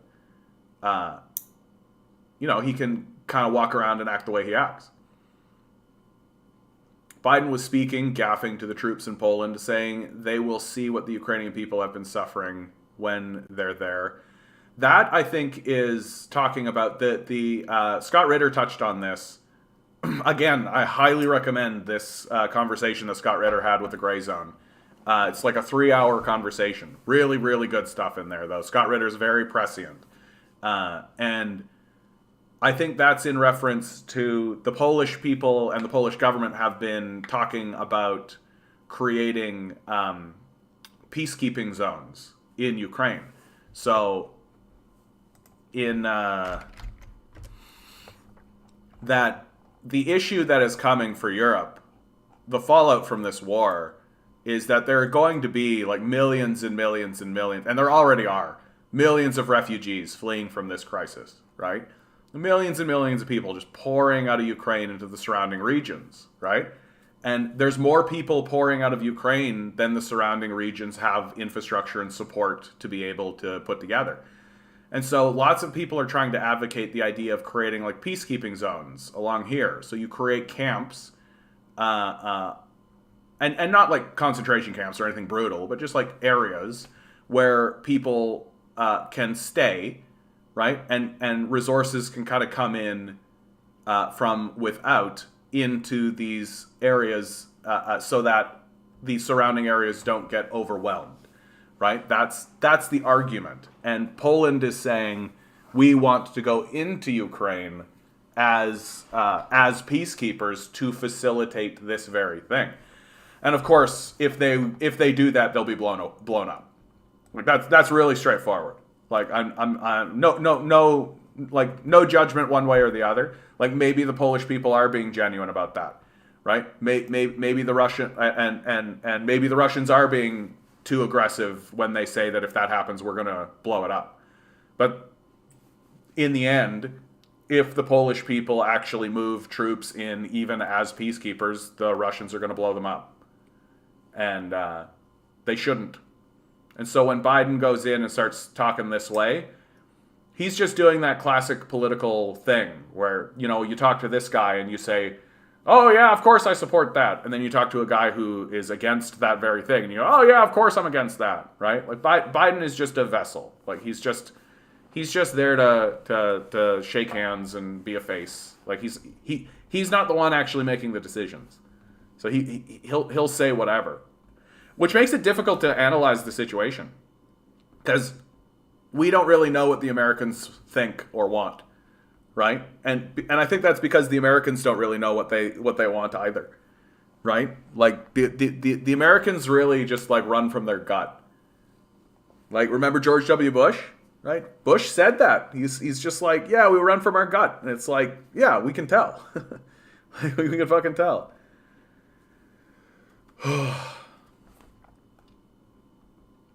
Familial, yet Ukrainians view Russians as Asian, Untermenschen. I don't know if that's across the board, though, Ligandese. Like, that's the thing. It's very complex. I don't know how serious we could take what Biden says. I don't think he's even aware of what he says himself. Yeah, there's that, too. Well, he's pushed out of power in a 6-month period. Every solution he had in the European community rejected him, made Greece... Yeah, this is what I was talking about. Like... You can't talk to a brick wall. Like you can't. Hey Seraphim, how you doing? Watson, how you doing? Daniel, how you doing, bud? You can only talk to a wall for so long, right? You can only talk to a wall for so long. I think China can give Russia a bunch of good tips on how to approach de-radicalization and re-education. Yeah, that's probably true. The struggle that Russia is going to have. And it's the struggle that it has always had, is how do you pass the baton on? Like, how do you keep corruption out of your system internally? How do you avoid internal coups? How do you avoid having your system getting taken over by American foreign power, right? Like, that is more or less what happens in the post-Soviet period. Like, and the Chinese are really, really, like, that's the structure of the National People's Congress is such so that it will avoid that very thing, right? That the Chinese are extremely aware that the Americans will try everything in order to take the country over, and if that means getting an insider to take over from the inside out, they will, right?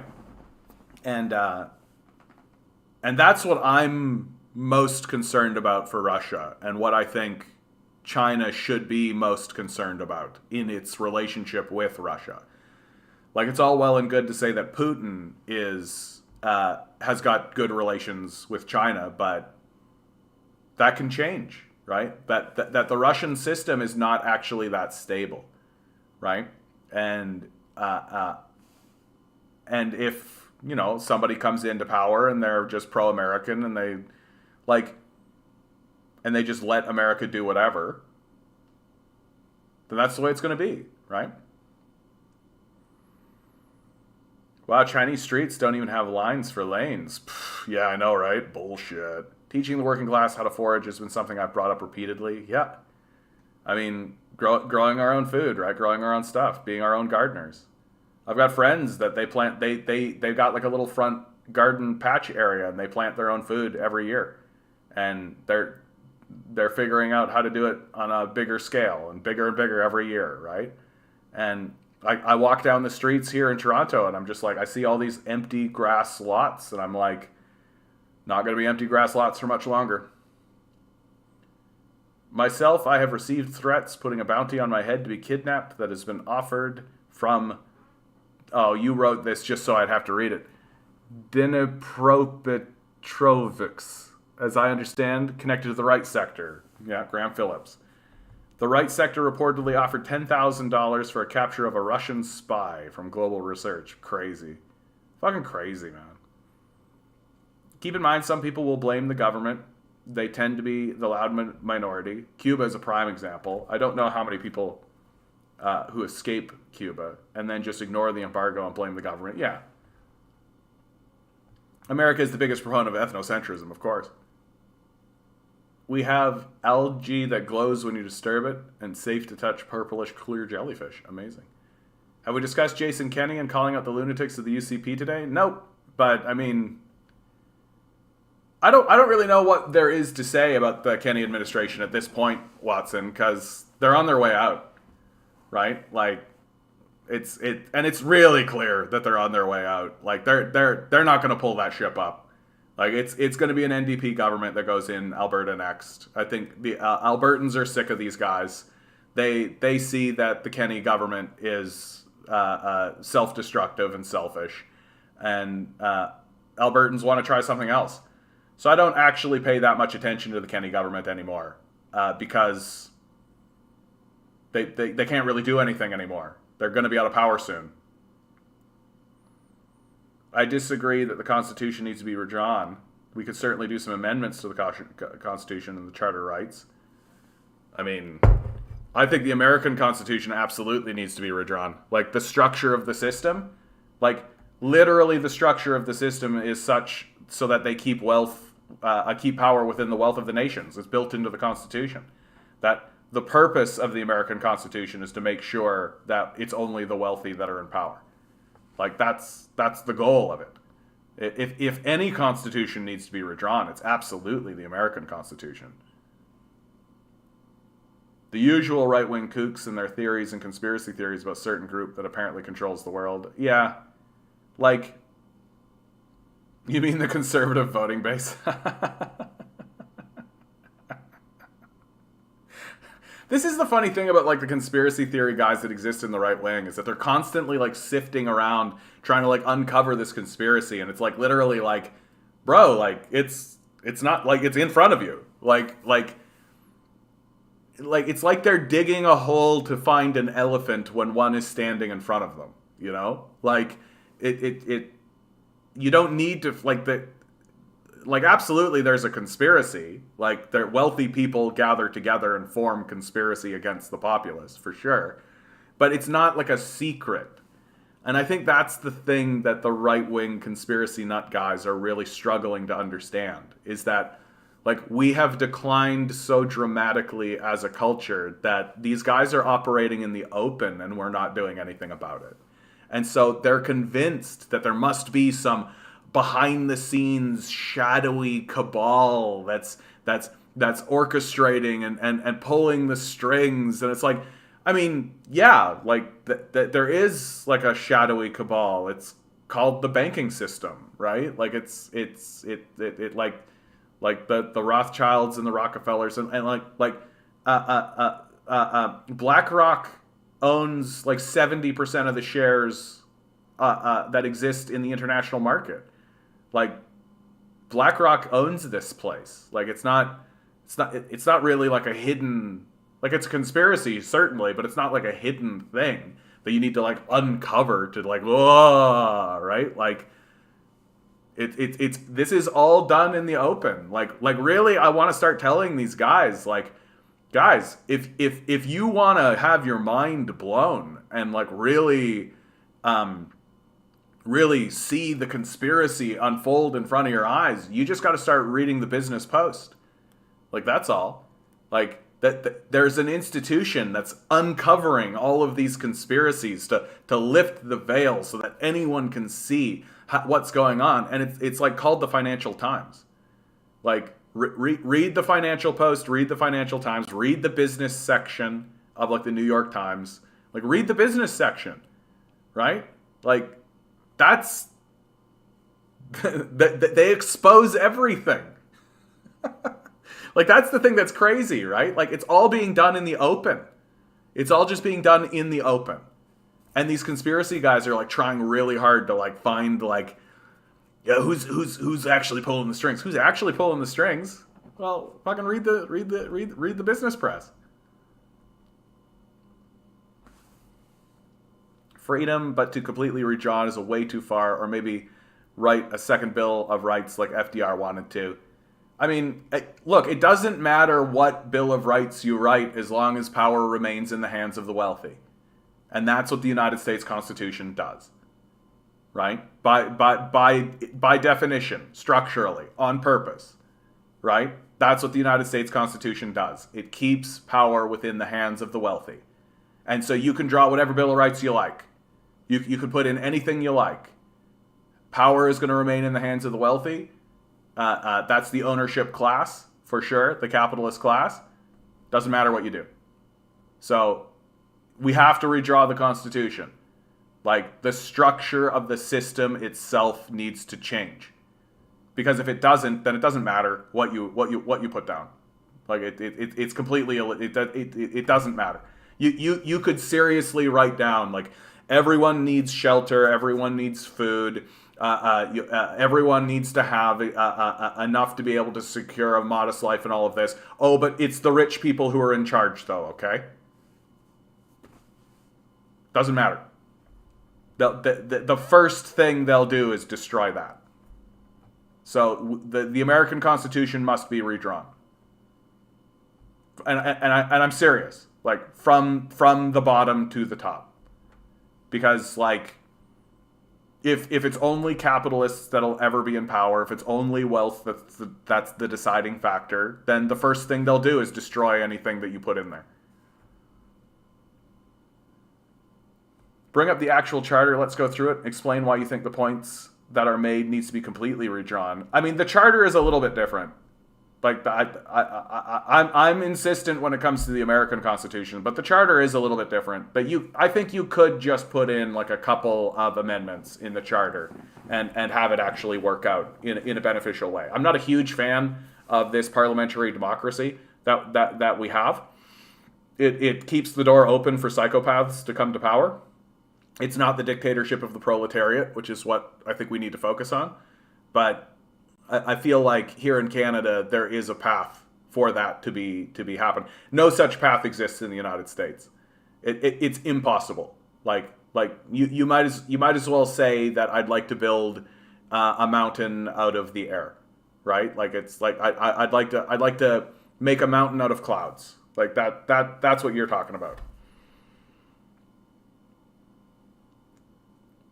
Look, redrawing a constitution or redrawing the charter doesn't mean that you get rid of the things, right? It means that you open it up and you get down to the foundations of it and you redraw it, right? Like, just because you're redrawing a picture doesn't mean you get rid of the guy's mustache or something, right? Like, there are room to criticize it, of course, but to say the Constitution is flat out wrong, I have issue with that concept. I think we have to agree to disagree then, Eric. That the American Constitution is designed to oppress the working class by design. Like, it's structured that way, and you can't reform it. You can't just suss it out. right? That the structure of the system itself needs to be redesigned. Because it's in the document. Like James Madison explicitly states it. Like it's explicitly stated that the intention of the document is to keep power within the wealth of the nation. That's the rich people. That's the capitalist class, right? And if your goal is to extract from the system the capitalists, which is my goal, well, you can't do that if you're operating from a document that says the capitalists should be in charge, which the American Constitution explicitly states. Explicitly. Right? It's not even one of the amendments. Right? It's literally just the presumed assumption. And it's built structurally into it.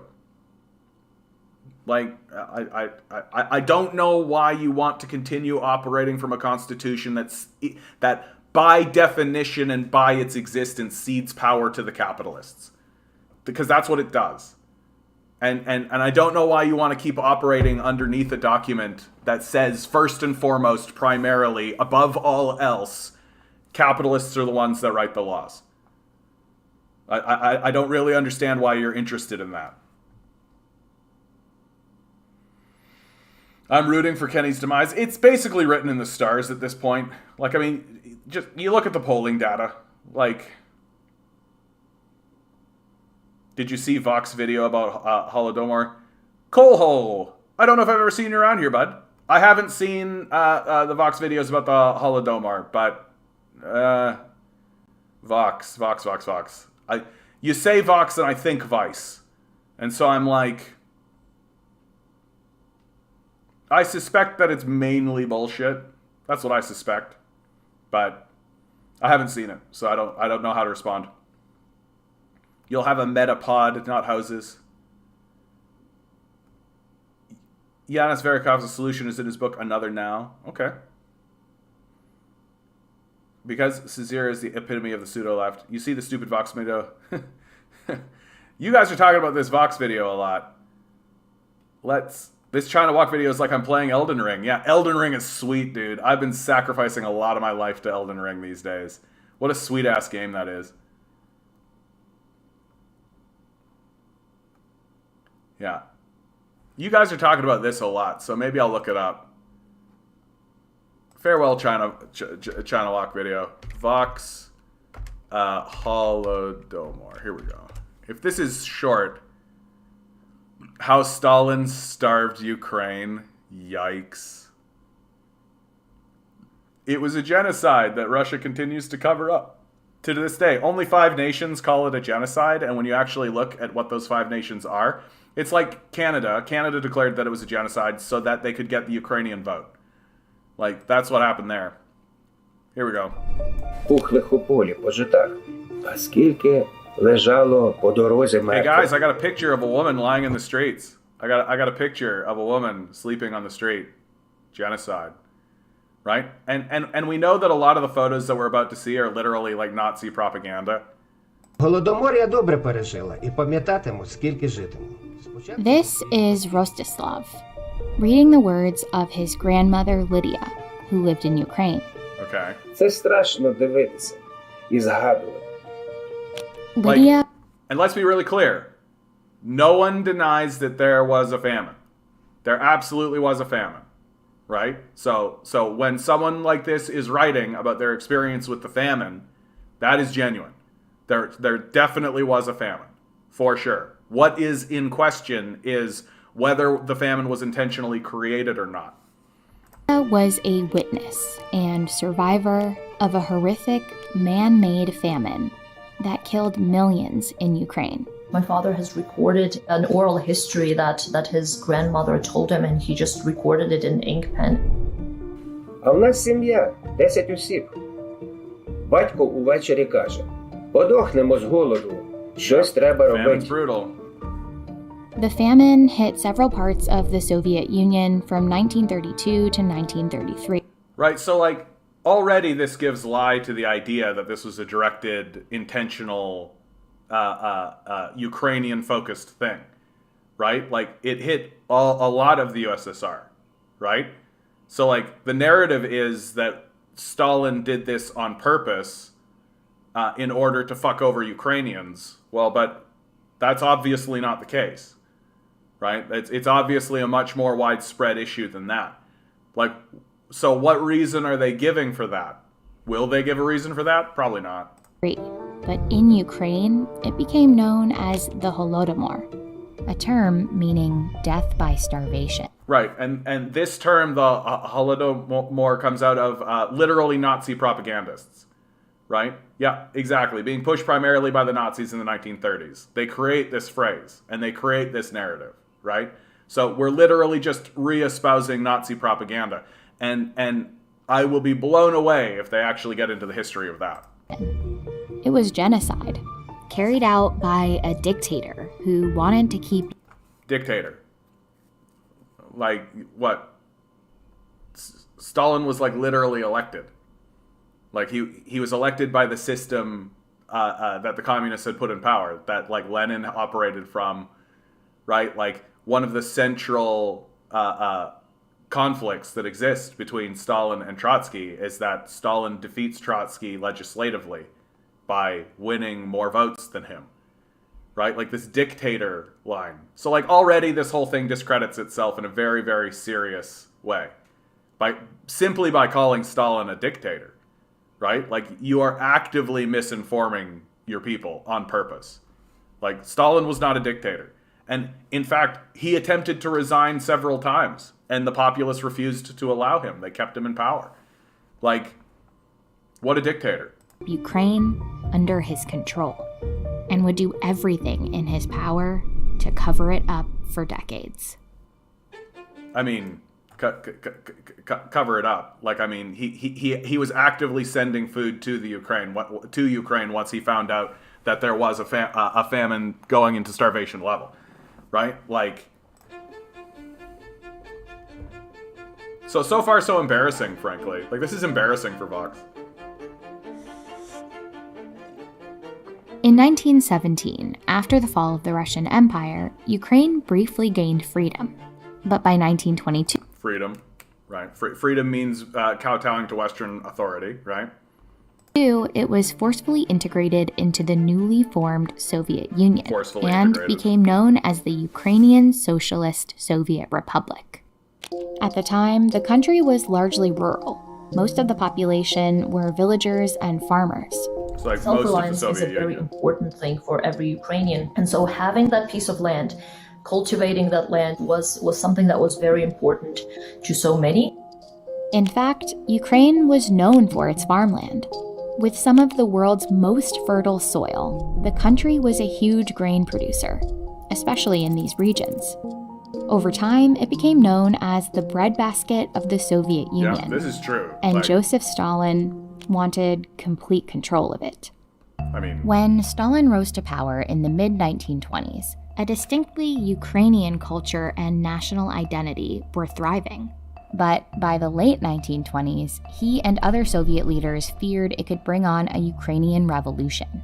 They decided to crack down on what they saw as an ideological threat to the Soviet regime. And they began a widespread, violent purge of Ukrainian intellectuals along with priests and religious violent purge. How much do you guys want to bet that we're going to look these guys up and they're going to be like fucking literal like Nazi sympathizers or Tsarists? How much do you want to bet that we're going to like look up those names that were just there and we'll literally find out that these guys were like operating on behalf of the Tsars? Like during a fucking revolution, no less. There was a much worse famine in the 1920s. Funny how that's never mentioned because it was caused by the Russian Civil War, which was exacerbated by Western intervention on the side of the whites. Like,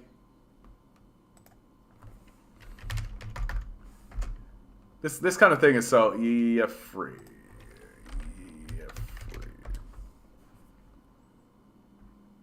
Like, Serhiy, am I spelling it wrong? Yef-R-E.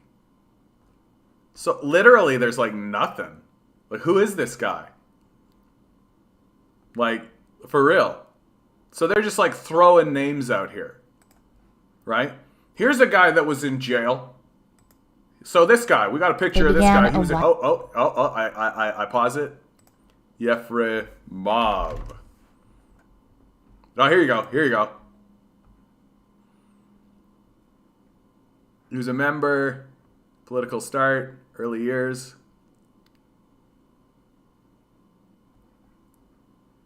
In defense of national culture, political freedoms in pre-revolutionary period. So political freedoms and national culture means the Tsarists, right?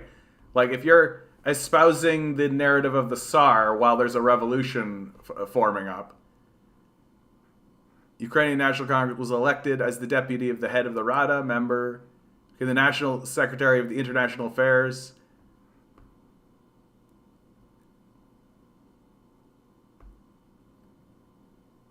Like, the guy was a Tsarist, it looks to me, right? And so you're telling me that a Tsarist faced opposition during a revolution? Yeah. Like, yeah. So, what's your what's your defense here? Like, what's your position here? Like, this is kind of what I'm trying to, like, these capitalists are so entrenched in this idea that the Soviet Union is bad and Russia and Stalin was a dictator and et cetera and et cetera. They're so committed to this narrative that they're willing to side with like literal kings and shit. Like they're literally looking at like the Tsars and going like, those guys really knew what was going on. These Tsars. It's, what they did to those Tsarists. Like, check his party. You got it. He's born blah, blah, blah. He became co-founder of the Ukrainian Democratic Party. Unaffiliated. This sounds familiar. Party was formed, also known, Organization Kiev. Fundamental were parliamentarianism and federalism. Yeah, I don't know. It just looks like a Tsarist party. It just looks like, yeah, the Tsars. Let's keep the Tsars in power. Here you go, Harry. Right? Spitting facts. The real Holodomor occurred in Canada when we literally massacred the buffalo, destroying the entire economy of the Plains Indians and literally starving them out. Part of our heritage. Okay, so we're going to cut this short, because this is like a big yikes, right? Like, it's just going to be yikes after yikes after yikes. And it's just going to be like, I might actually do a video about this. Like, really. Like, yikes, right? Like all the evidence you need to see that your media is attempting to misinform you about what's going on in the rest of the world. Like, yikes. Okay, here we go. We are trying to get Barry in on the chat. Voice channel. Yeah, hey, Barry. Join the voice channel. And let's ride. You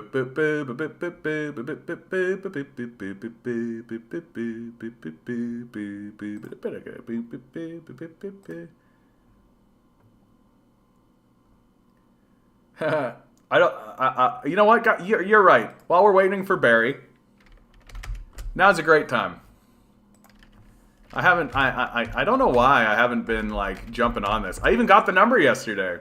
A bunch of us did. I'm gonna go with a 6. I'm feeling like a 6 today. Here we go for today's number. Here we go. It's March 25, 2022. I see a 3. 10 balls. 10 balls. Each ball has a number. Numbers 1 through 10. Swirl the numbers. Here we go. Pick a number. Got a couple of 5s in there. Today's number is 8. Watson, you came in right under the wire, bud. I saw it. He was like, today's number, and you were like 8. There you go, Watson. The energy of David Lynch. May it grace your life. May the sparkle dust be spread throughout your consciousness. May you live within it, within your heart, and in your mind, and in your soul. Hey, Amanda, how you doing? Good to see you. Yeah! Fuck yeah. Here we go. Barry has entered the chat, it looks like. We're just making Good sure. evening, John. Good evening, Barry. How are you, bud? You can hear me, I assume? Yes, I can. It's loud and clear. Perfect. And welcome to all the Canadian commies out there tonight. Just as introduction, Barry is the Federal Secretary of Socialist Action. I'm trying real hard. Sorry, Barry? Socialist Action, Ligue pour l'Action Socialiste. Perfect. And trying really hard to get keep Barry in as a regular as world events unfold. It's an incredible time out in the world, eh, Barry? I feel like we're seeing a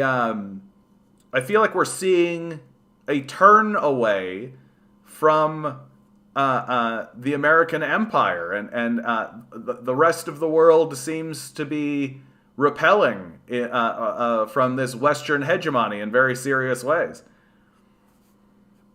Yeah, I think we're seeing an inter-imperialist rivalry that has flourished into horrible war in Ukraine.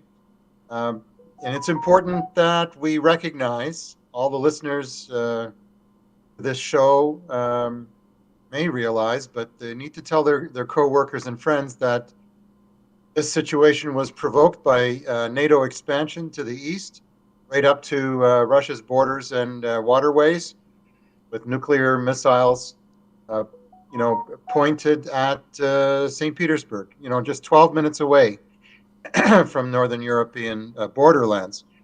That doesn't justify the horrible crimes that are being committed by the Putin regime in Ukraine, but it is a consequence of great power rivalry. And working people should support the anti-war activists on all sides, and should focus our protests against our own ruling class and the giant oil and gas companies and the arms producers that are profiting from this situation. Absolutely. And did you hear, Barry, that because Russia, I've got an article right here. I don't know if you've seen this. It's from Reuters. That's not the one. Oh goodness, I'm a disaster. Anyway, Russia has said that it's been removed from the SWIFT banking system, and in response, it has said to Europe, "Okay, well, if you want our gas and our oil, then you're going to have to trade it in the ruble," and this is having a disastrous impact on the dollar hegemony on the world stage. That's right. And the Russians have also found a way to provide energy to China and other countries. But unfortunately, in Russia, the wealthy ruling class is going to benefit the most from this situation. And the world is going to suffer all around, because instead of getting off carbon energy production, we're going to see a growing reliance on it. And if there's the pipeline from Russia to Germany is canceled, but other pipelines, I fear, will be built, and the climate catastrophe is just a step away. We're already seeing, heat domes and wildfires and rising ocean levels, flooding. We saw this catastrophically on the U.S. and Canadian West Coast last year. Do you remember? Oh, yeah. How could you forget? Yeah. So we're very likely going to see more of that. And this is aided and abetted by the war hysteria, which is being promoted, augmented, escalated by the Western powers. And, destabilization of financial markets, destabilization of currency markets, destabilization of Ukrainians, and all, millions of people who are fleeing from environmental disaster and from war and oppression. Yeah, Barry, It's this is something I you wanted know to. I'm trying to ask as many people as I can because I'm trying to get an answer to this question, which is that it seems like the United States is actively shooting itself in the foot over and over and over again on the world stage. Like I think that this Ukrainian crisis is blowing up on them in very serious and very negative ways. You've got Joe Biden literally telling people, yeah, prices are going to go up, like things are going to get harder. And why in the hell do you think the United States has pursued this path? And why do you think they seem unable to shift away? There's division in the American camp between different branches of the executive and legislative powers, in Washington, and those that dominate their considerations on Wall Street. So every ruling class experiences internal contradictions. Mm-hmm. The arms industry naturally wants war is good for business, and the industries that are carbon energy reliant see this as an opportunity to make a lot of money. The same was true with regard to the pandemic, wasn't it? Yeah, pharmaceutical corporations are making a mint by, producing, treatments for COVID-18 and COVID-19 and its variants. So you might well ask, a variant of the same question. Who really wanted the pandemic? Well, probably no one, but all kinds of very wealthy corporations have benefited from it, have profited from it, and they maintain their patents in order to ensure that as long as possible, they will continue to benefit. And the working people of the world are the big losers. Yeah, of course. So this prompts a growing anti-capitalist consciousness. And we in Socialist Action, we experience this in the form of so many young people approaching us to join our party and to get involved in anti-war activity, in actions in solidarity with Indigenous people against the carbon energy system, and looking for a radical green alternative that's sustainable. We're seeing this in the realm of municipal political action. We're seeing this, in terms of workers beginning to fight for a wage catch-up, to share the work. We're seeing workers resisting the clarion call back to the office and, back to the factory. That never stopped. But office workers are being asked to go back to the office. And, a quarter of them are saying, if you force me to do that, I quit. Yeah. And another quarter are saying, if you force me to do that, I'm going to look for another job, then quit. And half of them are saying, well, I'm okay with it as long as I can still split my time between working at home and working in the office. So this shows that labor, the working class, whether organized or not yet organized, to some extent, I don't want to exaggerate, but to some extent is in the driver's seat. They're exerting the right of refusal, and need to do so on a much more extensive basis. Oh yeah. Unfortunately, the labor leadership stands in the way. We have a very conservative union leadership, and they have to be ousted by rank and file power organized from below. So perhaps this is a good time to shift. I've got some questions here in the chat for you here, Barry, from Watson Roadster. I wonder what Barry thinks of Jerry Diaz's corruption issue with Unifor. Do you know anything about this? I'm not familiar with this issue myself. Yeah, I know what I've read in the daily press and the electronic media. So Jerry Diaz was, until recently was the president of Unifor, which is the largest private sector union in the Canadian state. Jerry Dias is recently infamous for supporting Doug Ford when the Ford Conservatives raised, and I put that in quotation marks, the minimum wage in Ontario to $15 an hour. Right. One of the first things the Tories did in Ontario when they came to power close to 4 years ago was to reduce, to roll back the increase in the minimum wage. And there was a temporary boost that some companies provided for frontline workers in the first year or two of the pandemic, but that was withdrawn after a while. So the minimum wage is ridiculously low. It should be $25 an hour. Oh yeah.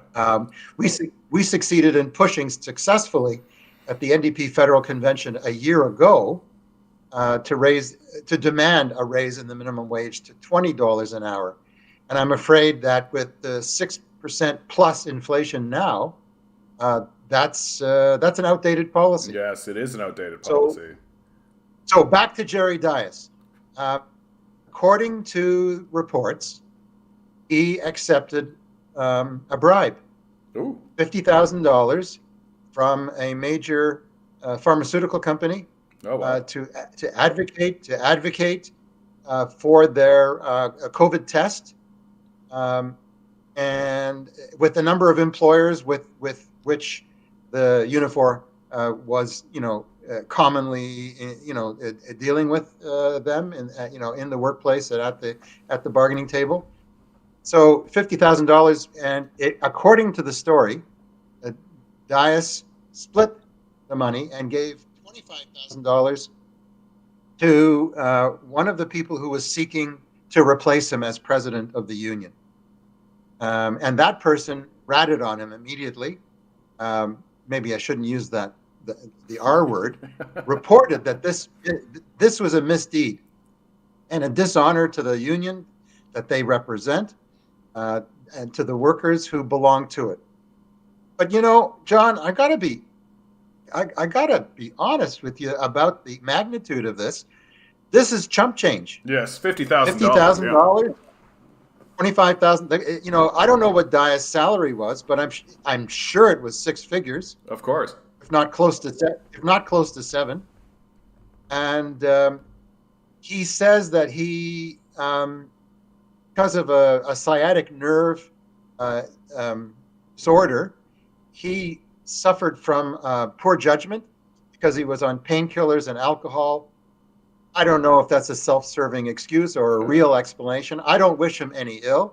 I hope he gets better real quick. But you don't take money from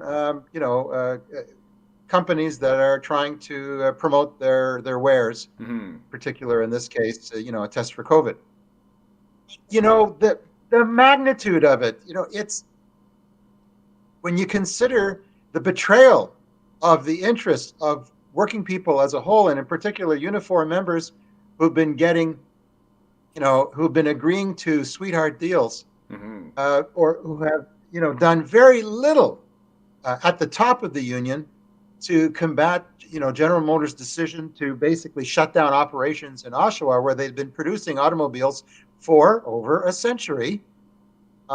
Dias made a big deal about the fact that he was able to negotiate the return of 300 jobs, whereas they lost over the years, tens of thousands, not only in the plants producing automobiles, but in the small part around the auto production centers. He should be held accountable for that.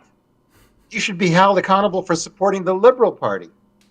The NDP at least is based on the labor movement. It's a pro-capitalist reformist party, but it represents a break with the parties of big business, even if it's only an organizational break and not a political break. We socialists represent the political break, and we fight in the NDP and the unions for class struggle policies, for self-organization from the bottom up, for a radical revisioning of the workplace and society to meet the needs of the vast majority, according to public ownership and a democratic plan democratically decided by workers and communities in harmony with nature. That's our vision. So, when Jerry Dias and Smokey Thomas, the president of OPSU, Ontario Public Service Employees Union, stood shoulder to shoulder with Thug Ford, praising him for increasing the minimum wage to $15 an hour after he had rolled it back years earlier. That was a bigger crime than taking this $50,000 a year bribe. I'm sorry, I can't get too excited about the bribe when I'm so agitated about the sellouts that preceded it. It is funny how that works. Like, it reminds me of Brian Mulroney, right? Like, Brian Mulroney was like one of the great. He betrayed the Canadian working class in massive ways, the signing of NAFTA and all this kind of stuff. But out in the West, where I grew up, everyone was upset because he had so many shoes. Like, that's really what everybody was focusing on. So it's like we manifest these like little complaints because we can't really grapple, I guess, with the larger stuff. So this is a good opportunity, I think, Barry, for us to shift over, because Harry Kay here, he's actually got two things that he'd like us to talk about, and this seems like a good opportunity for us to swing over. And you are actually the man I think I would like to talk to about this. What do you think about this NDP Liberal deal, bud? What do you think think's going on? I think the deal sucks. Let me put it to you inelegantly in that fashion. Yeah. Is that a technical term, Barry? It will be soon. So what we have, it's not a coalition government. Mm-hmm. It's called a confidence and supply deal, which means the NDP assures that Justin Trudeau can remain prime minister until about the middle of 2025. Mm-hmm. And that will allow him to raise, war expenditures, the so-called defense budget. Yeah.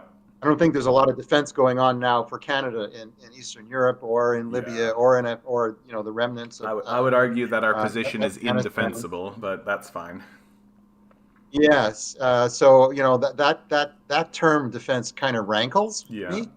But price paid for this agreement by the NDP leader Jagmeet Singh and his caucus in Ottawa to vote for every friggin' Liberal budget, one that's coming up in a few days, and the next one a year later, and the next one a year after that, is going to be taken out of the hide of working people by shifting their wealth that they produce into, war materials, naval frigates, fighter jets that cost billions of dollars to purchase and maintain for years. But it seems like the populace is down for it, though, don't you think? Like, all the polling data that I am seeing is showing that huge sections of the Canadian populace are on board for this.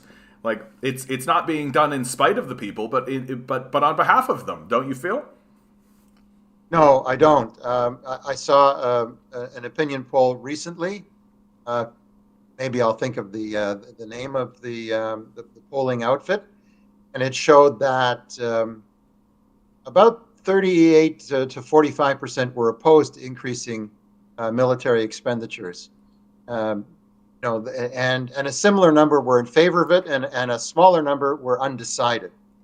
And this is in the midst of a war hysteria that's being generated by the NATO powers and a compliant media, while tragically Russia invades and lays waste to much of Ukraine. So I actually have two questions for you here, because I'd like to keep it focused on the NDP Liberal deal. Question one. So what did they get for it? Let's talk about what they got for it. So they got supposedly dental care. But when you look at the details, you begin to feel not quite so good about it, because it's not universal dental care, and it's going to take 3 years to roll out. Of course. And it begins with providing dental care for kids and seniors, and for people who are destitute in between. And so year by year, that is going to roll out, but it's not clear, because this is a health service, right? Mm-hmm. And health under the Canadian Constitution is a provincial matter. Mm-hmm. And some provinces, like Quebec, with some justification because it represents an oppressed nation and confederation, will say, don't tell us how to spend health dollars. You give us the money and we'll decide. Mm-hmm. So other provinces might take a similar approach, particularly Alberta. I can see that province doing it. Well, as Doug Ford so is actively attempting to privatize our health system, it's very unlikely that he would erect some kind of socialized, nationalized health dental system. Yeah, I think he'll resist it to some extent, but it's popular with the public, with the working class, and so he might have to bend a little if it doesn't affect his own budget. But it's not universal. It is means tested. So if you earn less than $90,000 a year, and I'll admit, majority of Canadians don't earn more than $90,000 a year, but still, there's a chunk of what we would call middle class Canadians who earn in the 60s, 70s, or 80,000s, and they would have to copay. They'd have to contribute. So those over 90, would have to copay. People below would get the service once it's rolled out 3 years from now. Hypothetically, but there's supposedly. Well, it's hypothetical because there's no firm deadlines. Exactly. And the government of Canada will say, well, we've got to negotiate it with the provinces. But still, in order to have the full benefit as it reaches kids and seniors and destitute people and other people below 90,000 a year, they're going to have to show that by a means test that they qualify. Now, what's the problem with that? It means those who, are in families that earn more than 90K, they won't have as much a stake in it. And it means that you undermine, popular support for it. I think most people will be affected in a positive way by this measure, but we don't know when it's going to take effect. We don't know what negotiations with the provinces will yield in terms of implementation. And I'm not sure it covers all dental procedures. Well, we've been hearing the Liberals talk about like pharmacare and talking about these issues for decades now, and there's been nothing about it. Pharmacare, don't hold your breath. Yeah. The commitment on pharmacare, and I put commitment in quotation marks, with regard to pharmaceutical care, is that the government will present a bill to Parliament before the end of 2023. That's a year and a half from now, which will lay the basis for pharmacare. So it's a promise to submit a bill that will lay the base for extending health service to include drugs, medical drugs. But there's at least two buts in that sentence. So don't hold your breath, or you're gonna need some medical intervention before we're through. So I got to start asking the question here, because it seems to me that the NDP, this is, in my view, something of a non-deal. It just seems like the NDP are giving away so much and are not really getting much in return. Even if we take the best possible case scenario and say that dental care, and they did it and it's rolling out and there it is, why is it, do you think, that the NDP are willing to capitulate so much for so little, and why aren't they putting forward a stronger front? Jagmeet Singh and the party leadership are deadly afraid of an election. They're afraid of losing many of the seats. The party under Jack Layton was the official opposition. When Tom Mulcair took over, he had a disaster because he promised an austerity budget. He would not spend more than revenue would permit. a balanced budget. He talked about, and working people know what that means. It means austerity. It means the corporations still get off paying little or no taxes. The super rich can park their money in offshore bank accounts. The military is still stuffed to the gills.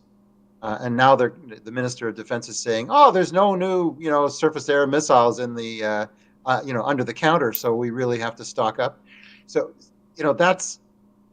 that's what this situation represents. And there's some other promises, but Jagmeet Singh wants to avoid an election, and he wants to make it appear as though he's getting something for this avoidance. And so there's dental care, which actually might materialize, although it's not a universal program, and it'll take years to roll out, and there could be provincial obstacles.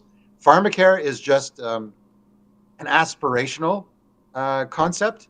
There's no deadlines, no firm legislation, no clarity on. I mean, fucking nationalize the big pharma and produce the drugs we need, not just for the pandemic, but to meet all the needs of working people, and produce these drugs at cost, without billions of dollars filling the coffers of domestic and foreign pharmaceutical corporations. Should do as Cuba. When we produce new drugs to meet a need, we should help people in Africa, Asia, and Latin America. In Africa, less than 20% of the population is inoculated against COVID. And so maybe you can live in a bubble at home, but Canada can't live in a bubble. These diseases are highly transient and deadly, and until we conquer most of the rampant diseases worldwide, no one is safe. Absolutely no one is safe. And the pharmaceutical corporations, they won't even give the jabs to folks in Africa, because the countries there, the health service entities there, can't afford to pay for them, and these companies jealously protect their patents. Well, not to mention the friggin' biolabs now that they're uncovering in Ukraine, right? Something like 25 biolabs throughout Ukraine that the Russians are seizing, and the Americans are having a bit of a conniption over. Yeah, that's kind of an inconvenient truth that may emerge in the course of this war. It may even pierce the fog of war. Oh yes. But there were some other promises made as well, and that is to make the tax system more fair, to make voting easier in Canada, because a lot of people are excluded, not just students who are in dormitories outside of their birthplace, place of primary residence, and so on. But lots of folks have trouble voting in Canadian elections, so there was a promise to do something about that.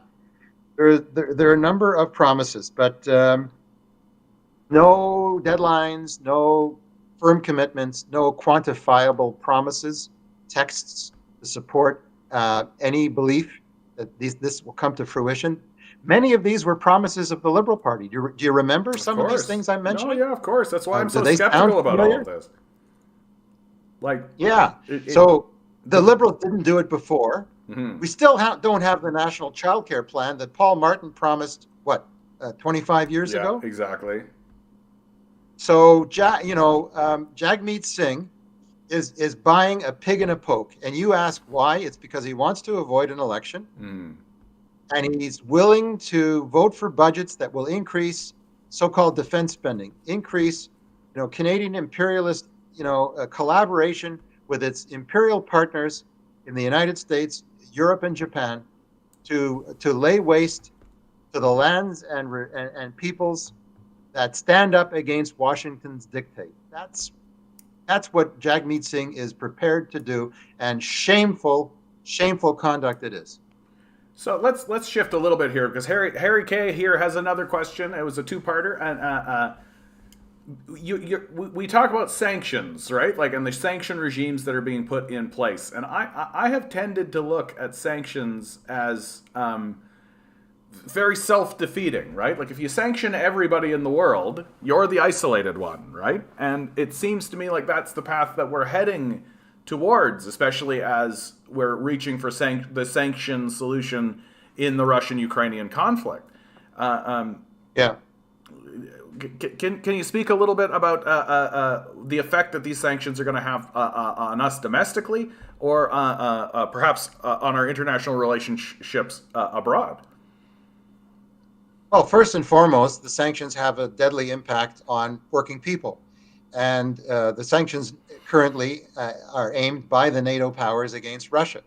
And that's for responding to a situation provoked by NATO by moving its troops and missiles right up to the Russian border across Eastern Europe. Sanctions will affect, the foods and medicines that ordinary Russians need. Not just their ability to use a bank or to employ a credit card to get the latest fashions or vehicles from abroad, but basic things, basic necessities. Now, I say this as someone who advocates, sanctions and boycott of the Israeli apartheid state. But the sanctions that the left advocates in relation to affirming Palestinian right to self-determination and against, the open the open wound, the ghetto of Gaza, do not involve medicine. They do not involve food. What they say is no military aid or trade to oppressive states. But that's not what the United States and its allies are doing in relation to Russia. Mm-hmm. They're cutting off everything they can to hurt the population, and those leaders in the West will say this is so that they feel the pain and they protest against their leaders. Well, the thousands of Russians are already in jail having protested the war, and thousands of people, millions of people around the world, mostly in small demonstrations to date, with a few exceptions, are protesting the war that has been pressed forward by the NATO powers. We need to oppose sanctions. What we really ought to be doing is trying to stop the war through mass, democratic, peaceful, anti-war protests. That's how we stopped the war in Vietnam, as well as by the valiant struggle of the Vietnamese people for self-determination. It was the anti-war movement that played an important role internationally, and that's what we need now: is to build demonstrations, not alongside the right-wing Ukrainian nationalists, the admirers of Stepan Banda, the Ukrainian fascist who allied with Hitler's armies of occupation and fought against the Soviet Union back in the 40s. Not to ally with the nationalists, but to ally with the working class that wants to put an end to war. Wars for profit. The only war that we socialists support is the class war against the boss class, against the oligarchs. And there are oligarchs in Russia, and there are oligarchs in Canada, and the United States, and Britain, France, Germany, Italy, Japan. Those oligarchs deserve our attention first and foremost. That's who we need to be focusing our anti-war agitation. Because if NATO backs off, there would be the Russian troops would be withdrawn from Ukraine. They don't have any plan to stay there for a very, very, very long time. Do you remember the Cuban Missile Crisis? Yes, of course. Well, how did Kennedy, who was a liberal, so-called, president of the United States in 1962, respond when he discovered that, the Soviet Union had placed nuclear-tipped missiles in Cuba? Well, he went bananas and he set up a blockade, and the world came so close, to mutually assured destruction through an exchange of nuclear weapons in combat. How was that resolved? Well, Khrushchev agreed to remove the nuclear weapons from Cuba. Didn't even consult Fidel Castro. He just removed them in exchange for the U.S. removing nuclear weapons from, it was Turkey. Mm-hmm. Yep, we got fellas in The chat United States bringing that up right now. Turkey had American nuclear-tipped missiles in the north of that country pointed at the Soviet Union. And that was the exchange. And, you have to do a lot of reading of history to see the admission that this was a trade-off. Now, just imagine today, and the famous linguist and historian and political analyst Noam Chomsky wrote, what would it be like if China and Russia established weapons and troops in Mexico as part of a military pact to assure security on the border of Texas? Exactly. The United States would not tolerate that for a minute. Well, just as they almost provoked a nuclear war over the missiles in Cuba. And yet when NATO says Ukraine should be at liberty to join NATO, and that means in addition to the Baltic states and Poland and states to the south, all being part of NATO now, because NATO grew from 14 to 30 countries after the Soviet Union broke up, disappeared, disintegrated. And at the time that breakup of the Soviet Union occurred, the United States promised that NATO would not expand 1 millimeter closer to the border of Russia. I mean, beyond Germany, not 1 millimeter closer to the border of Russia. And they lied. They recruited a whole bunch of countries, filled them with NATO troops and armaments, and they want to add Ukraine to that. And why does that matter so much? Because that completes the Western, almost encirclement of Russia on its western flank in Eastern Europe, right down to the Baltic, right down to the Black Sea. And they said that we draw the line. Now, what they did about that, I can't support. But the bigger criminal here is NATO expansion into Eastern Europe that provoked this situation, and Ukraine has the longest border in Europe with Russia. So what's so funny to me about this conversation is that Americans generally are acting as though America doesn't abide by something called the Monroe Doctrine, right? Like this idea of spheres of influence, right? That the Monroe Doctrine is well established within America, and even Bernie Sanders recently in the Senate spoke about how we have been operating under the Monroe Doctrine up to this moment in time. We still do. We assume that we have a sphere of influence and that we have the right to defend ourselves should people encroach within that sphere of influence. The Cuban Missile Crisis is the example, I think. But for whatever reason, when it comes to Russia, we seem to think that they don't also have this same kind of Monroe Doctrine, right? This Monroe situation. So, Barry, there's a pivot here that I think. This sphere of influence. This sphere of influence for the United States extends to the whole hemisphere. Of course. not just the Caribbean, not just the Mexican borderlands, but the whole friggin' hemisphere. And what's good for the goose is not good for the gander. So, Barry, I think I want to walk into a conversation that I know is going to be contentious amongst people in the left, and I know that's the case. So let's walk into this eyes wide open as I open this up, because the chat's starting to talk about it. I've known all along that eventually we're going to have to start having these conversations. So I've girded my loins. Go ahead. Perfect. I'm so happy to hear that you've girded your loins. That's perfect.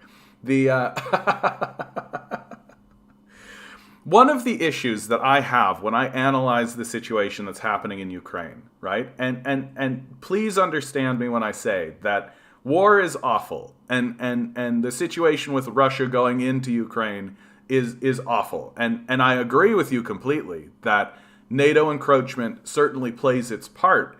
But I feel like when we are critiquing this situation or analyzing the situation in Ukraine, we tend to omit the the 2000, or not omit but downplay perhaps the 2014 coup and the follow-up war within the Donbass region, and especially with the Azov battalion tied up in this, the neo-Nazis that are tied up in all of this, and the Right. and part of the I guess I'm just trying to pick your brain on this because my perception. Let me lay out what my perception is, and then you can have at it, okay? Which is that Go for it. the peace movement is and the anti-war movement, quite correctly, asking for diplomacy, asking for pleading for a diplomatic solution to this, which of course NATO and the Americans Negotiate, don't escalate. yeah, negotiate, don't escalate. But I mean, you are speaking to a brick wall in NATO and the Americans. And this to me presents an interesting problem from the Russian perspective. That I think that the anti-war movement is not willing to confront, which is, what do you do if you are the leader of a country and on your border there is a coup that occurs on the nation directly beside you, and that coup is facilitated by Nazis, no less. Nazis, of course, responsible for killing at least 25 million Russians. So you have a coup by Nazis, and then those Nazis roll into the Donbass region, which is filled with Russians, including Russian citizens who go back and forth over the Russian border, and begins shelling those Russians in the Donbass region. For 8 years. Of course. So, yes, of course. And so the only reason I bring this up is because I feel like there is a lot of condemnation of Putin for his actions on this.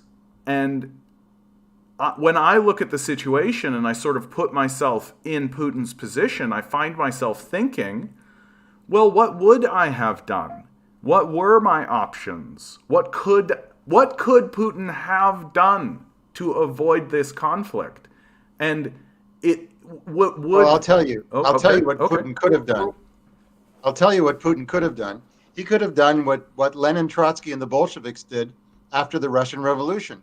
They appealed to the workers of Germany. They appealed to the workers of the Austro-Hungarian Empire. They appealed to workers in Italy, and they appealed to workers beyond, and said, "We reject World War I as an inter-imperialist war. We want peace, bread, and land. We do not want to fight you, and the people who lead you into war in the West are profiting from you. They're using you as cannon fodder. They're cynical bastards, and you should rise up against them." Putin is an anti-Bolshevik. He's an anti-communist. He's a reactionary nationalist who is anti-gay, who adores the Russian Orthodox Church and conservative values, and jails anti-war protesters. I've called him a neo-Tsar. He seems to view himself as the Tsarists reborn. And let's not forget what he did in Chechnya and Georgia and other places. He denies that Ukraine is a people. He denies that Ukraine is a country. He denies that Ukrainians have a distinct language and culture. Actually, the Ukrainian language is older than the Russian language, which derived from it. So he's a criminal, and he's in the pocket of the oligarchs. And his move into Ukraine came, on tanks and guns and missiles and rockets that have leveled whole cities, whole neighborhoods, hospitals, orphanages, theaters, places where people gather, major institutions where people are hiding from the fray, in basements, often without food and water for days. This does not earn public support. This poisons public opinion against Russia. In the long run, it doesn't work. I mean, when you see Finland applying to join NATO, when you see Switzerland taking a side against Russia, when you see Monaco asking to join NATO, when you see world public opinion being manipulated by the commercial media and the imperialist governments, of which Ottawa is one, you see that this trying to, quote, liberate Ukraine, denazify it, has backfired big time. But it's still, we need to understand the context. Well, and that is, in what way has it backfired? In what way has it backfired, Barry? Well, Finland wants to join NATO. Okay. Finland was neutral. Sweden is more pro NATO now than ever.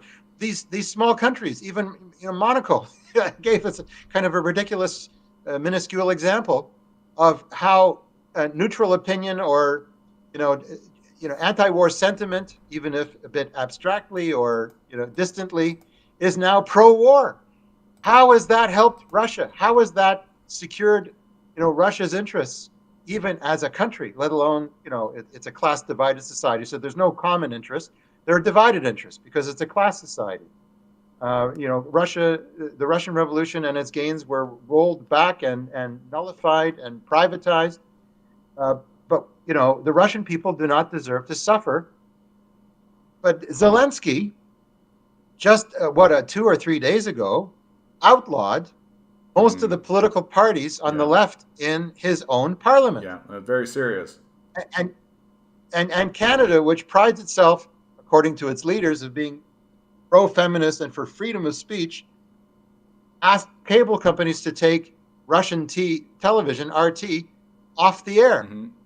And it's I don't support everything that RT broadcasts, but it's a different point of view and a critical point of view that differs from the mainstream pap that were served up in Canada, the United States, and such places. So how is that an example of democracy, freedom of the press, the rights of journalists, free thought, debate, and dialogue? How is that? It's not. So when Zelensky outlaws anti-war, or you could say pro-Russian speaker parties in his own parliament, this is just an extension of the fascist coup to which you alluded in 2014. Well, it does seem to me. You're quite right to point out that there has been consequences for this war. That Finland, Sweden, Norway, these sorts of groups are now tending to move more toward. Even Georgia, for example, has started to move towards this idea of leaning more towards NATO.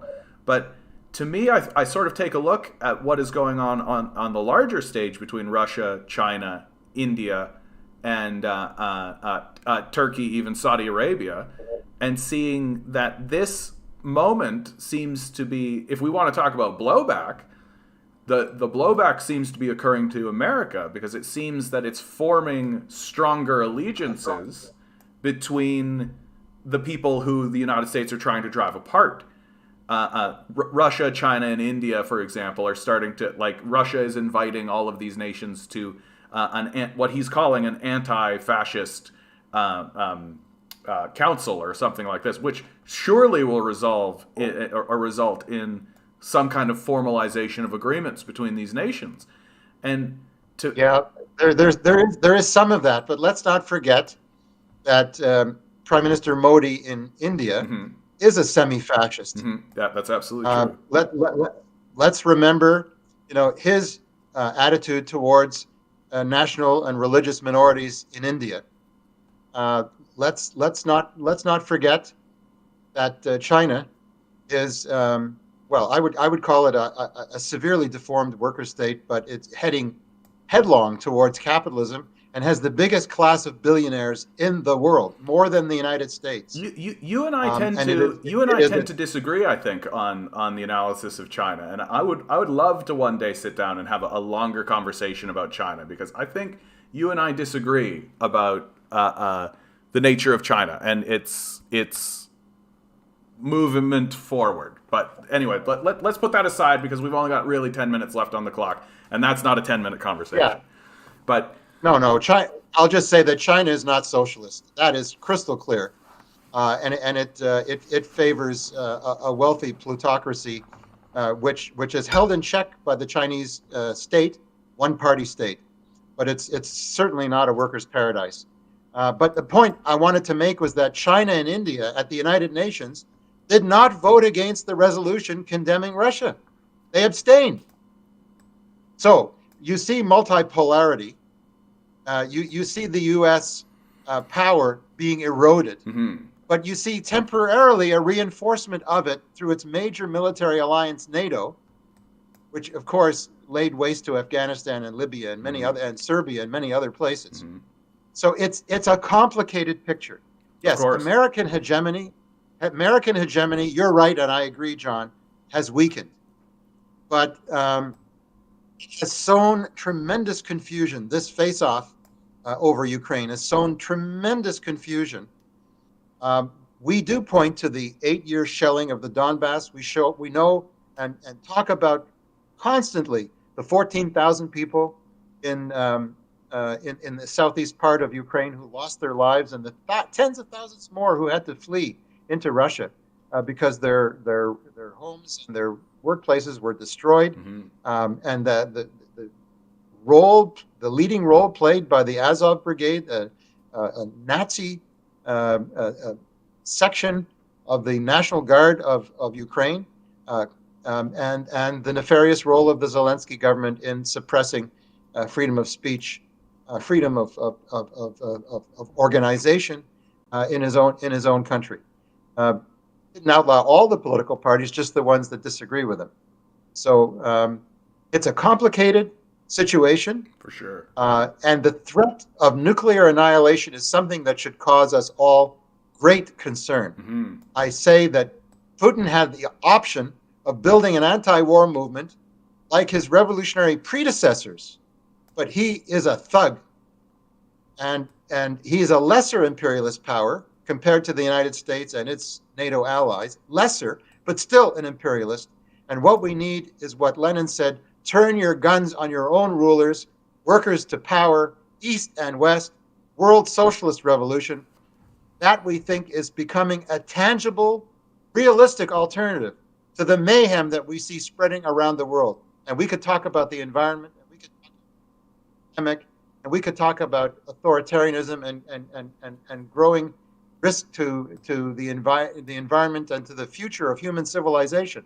But right now, the threat of a war of annihilation is posed, and we urgently need to build a democratic anti-war movement everywhere that we can. Well, and that's certainly a big uphill climb, without a doubt. I mean, it was reported, Global News was reporting on this a few days ago. I mean, Putin held a rally to rally the citizens for the war, and 200,000 citizens show up to it. And it seems as though, while I agree with you, there is a definite, there are anti-war protests within Russia, and certainly that's having a blowback and an effect with arrested protesters and the like, without a doubt. But it's very difficult to ignore popular support for this war in Russia. That it seems as though, like, Putin is not operating without a certain degree of popular support from his own citizens. Well, so-called citizens have a great capacity to be brainwashed. It's remarkable that thousands of people have taken to the streets in protest against the war in St. Petersburg and other Russian capitals. There's no opposition press.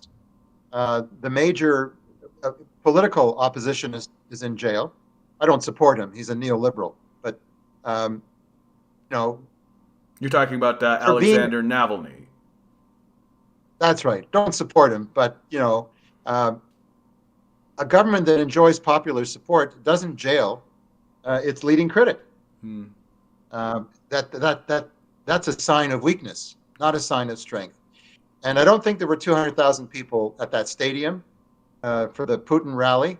Even the Russian television said that there were 50,000 and maybe Okay. another 50,000 outside. That would be very generous. Okay. I don't know about demonstrations in other cities. They may have been held. I'm sure they were recorded, but of course the Western media wouldn't show any more than the Yes, minimum of course. get away with. I was surprised. Honestly, I was surprised they reported on that rally. To be frank. Well, they wanted to report on the technical snafu that occurred in the middle of it. Oh yes, of course. Something nefarious must have happened. But we are subject to a kept media. The big boys get their marching orders from the Pentagon, Wall Street, Bay Street, Ottawa, and they don't veer away from the approved text. So the same is happening on the other side. So Barry, our conversation is of course kicking the beehive a little bit in the chat here. Macht Deutschland von Faschimisfrei? I always love saying the whole of your name, Macht. He's got a good question here, right? We have no interest in killing our. Go ahead. Okay, perfect. Well, the question is, where is the exploitation and expropriation of the third world? And what has Russia gained from intervening in Ukraine? Well, I don't think Russia has gained very much, except potentially keeping NATO out of parts of Ukraine. I don't see that Russia's gained anything. I would say that they have 3 military bases outside the country, one of which is on the Mediterranean. In Syria, and that's one of the reasons why they backed the Syrian government, which is also a reprehensible government, but was attacked by the so-called Syrian Free Army, which was backed by Washington, funded and equipped. I wouldn't say that the Russian military base on the Mediterranean is any more secure than it was before. Russian investments, there's a Russian-owned plant in Saskatchewan that's building pipeline. Yeah. So there are Russian oligarchs with investments in countries around the world. I don't have a list. Ottawa does, and they're trying to blockade them. I don't see that. The only thing that the Russian ruling class might benefit is from the rise in the price of oil. What is it now per barrel? It's over $200? Well, and a barrel? I mean, let's be honest. The oil company is doing, even if the price of oil wasn't rising, I think they're using this as an opportunity to gouge the price in the first place. Yeah, of course. They're squeezing consumers every which way they can. Of course. And there are, the leading oil companies in Russia are doing the same. And if they can get revenue not from Germany, as Western Europe tries to get off Russian oil and gas, but if they can get it from China or from India or other countries that need the energy resources, since Russia is the 4th biggest producer, they'll do so. But it means more carbon is going to be burnt. The atmosphere is going to be filled with more shit that's going to keep eating up the surface of the earth, melting the polar ice caps, raising water levels. Today, report from Australia that the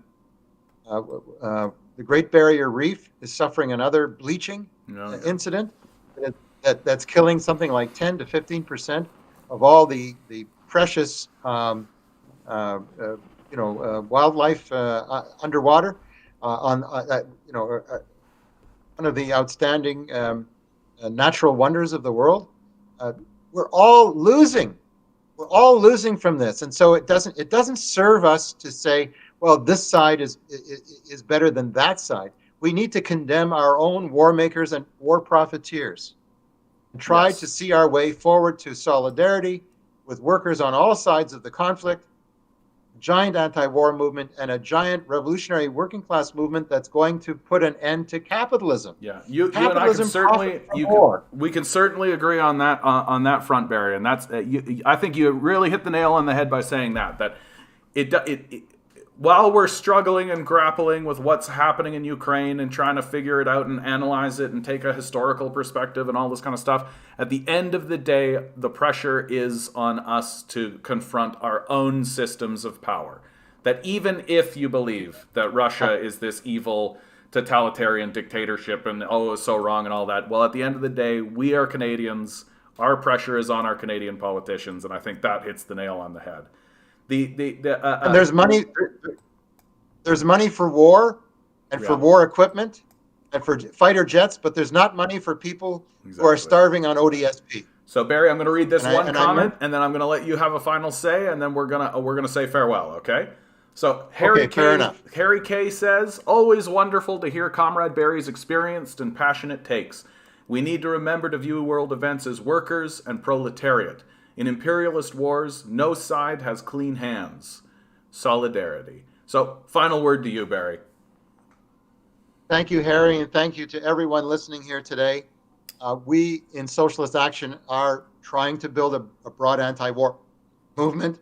We're also launching a municipal socialist alliance with partners to run anti-capitalist candidates in the municipal elections in Toronto, Peel, Vancouver, and other places across the country next October.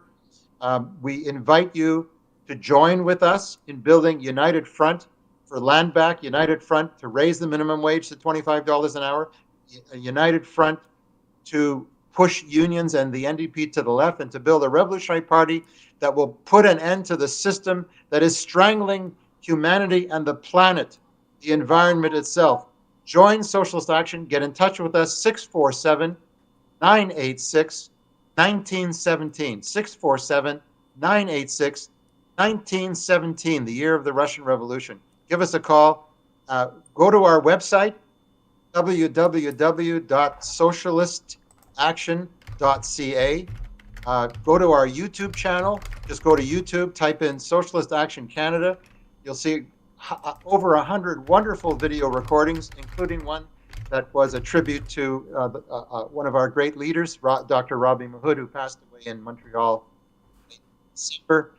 We held that tribute last night online, and I think you'll enjoy it. And you'll see the depth and legacy of our revolutionary tradition in this country. Join Socialist Action. Together, we can change the world, and there's no other way to do it. Thank you.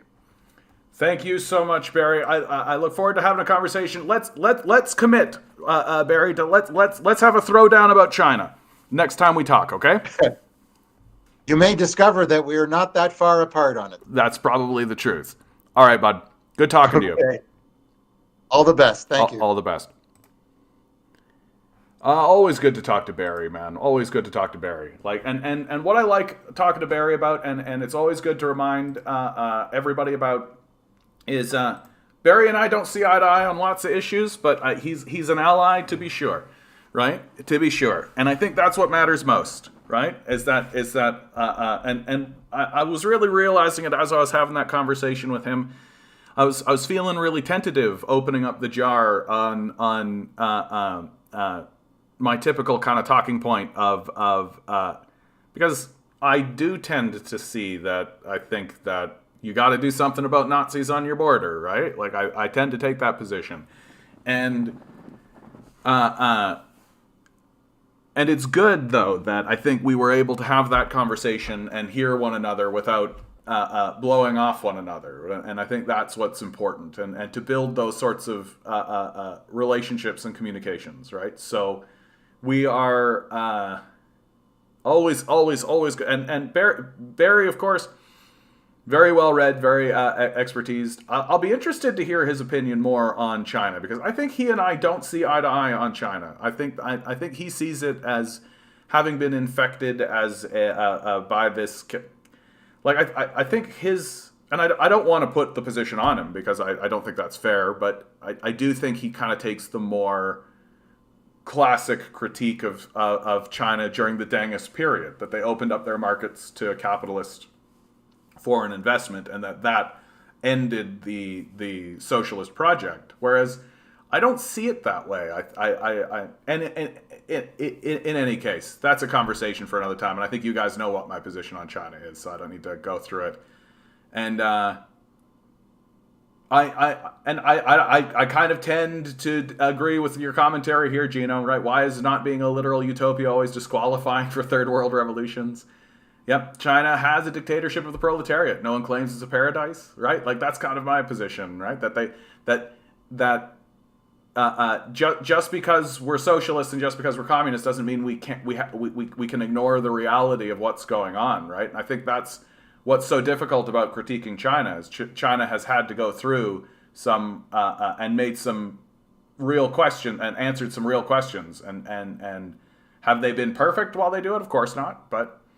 When was the last time Putin's approval rating was below 50%? Yeah, Russians are brainwashed to that degree. I found that comment to be a bit interesting myself. I'm like, a lot of people showed up at that rally, right? Like that seems like there's quite a bit of popular support, and it seems like he's more popular in Western media than Russia. And his imprisonment, Navalny's imprisonment, I think is the thing that gives him the credibility in the West, right? Yeah, the ruling class never lets a good crisis go to waste. All of that. Yeah, there are real reasons why Putin is popular, not because Russians are brainwashed. Maybe try to understand why rather than infantile. I mean, I do think that Barry's critique of Putin, while maybe a bit more full-throated than mine would be, is not inaccurate. I tend to see Putin as a Tsar, and I think Putin sees himself that way. Now, that alone is not enough to discount him as and the quality of his leadership, but it's no less true in my view. Trotsky said that the working class needs to not follow the military strategic map, but the map of class struggle, which I think was Barry's position. And so let's talk about that for just a moment, because that's an interesting point that I haven't actually heard anybody else really bring to the table, right? So Putin, when the 2014 coup occurs, Putin clearly begins his strategic military idea. I mean, he seizes Crimea. Like, that's a military seizure, for sure. He's using military means in order to secure objectives. Crimea. Would he have been better served, as Barry says, to appeal to the working class? And Gino, I can sort of tell that you probably disagree with that, right? That there is a strategic, like we have to also be aware of the strategic necessity of the moment. So would Putin have been better served, and would the people of Ukraine been better served to attempt this appeal and this building of an internationalist workers' movement within Ukraine? Appealing to the Ukrainians to themselves rise up against the moment. Would this have been effective? Could it have been achieved? Could it have been done?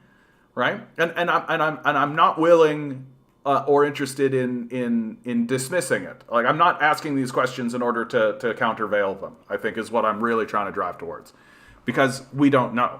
We don't know. And it seems an interesting question. Would there have been a peaceful way forward? And I suppose the question that I would ask Barry, and I didn't at the time, would have been, well, okay, is there an example of this happening? Can we point to something where this sort of situation, because history does have a tendency to echo and repeat and have its own kind of stuff. Is there something that we can look at where this idea of appealing to the workers and the citizens of Ukraine to themselves confront this issue? Is there a moment in history where this has occurred and this has been effective?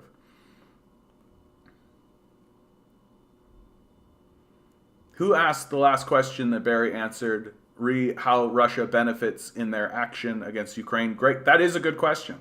Well, and the thing that's interesting, Barry said, like, Russia didn't really gain much. And of course I didn't want to, like, say this directly to him, because I feel like I don't like the idea of dunking on people. That's not how I like to operate. And I feel like and I didn't want it to be taken that way, because I don't think it's intended that way. But, like, if Russia invades this and doesn't gain anything, doesn't that give credence to what they say their objectives are? right? Like, if it is the case that Russia has invaded with the casus belli of denazification and demilitarization of Ukraine, with the stated war goal of the independence of the Donbass region, the recognition of Crimea as a state, and the insistence that Ukraine does not join NATO, and those are their goals, like, if they don't gain anything else, doesn't that lend credence to the idea that their stated goals are what it is they're attempting to achieve? And so I do think that, yeah, it's fairly clear that while I disagree with Barry on the NDP and fixing the current labor movement from within, he's a fan of theory of permanent revolution and not a two-stage theory guy. Yes, he's definitely a Trotskyist for sure. I'll happily say that Barry and I have had conversations behind the scenes about Trotsky and Stalin, without a doubt. And perhaps one day when I feel more prepared, Barry and I can have a conversation about Trotsky and Stalin on this channel. But I don't think I'm ready for that conversation, because I do think that Barry's very well read, and he's very invested as a Trotskyist for sure. And so and I like talking to Barry though about these issues. I like bringing him on because and again, I think the number one thing that I really like to highlight is that we don't agree on everything that was said today, right? And clearly there are people in the chat who don't agree with everything that was said today, right? But what matters is that we can have these conversations, we can understand one another's disagreements, and we can still move together in solidarity. That I think is the true goal of this leftist movement, is to have these difficult conversations with one another, to find the disagreement points, to itch at those disagreement points, to press and push at one another, and then walk away as comrades.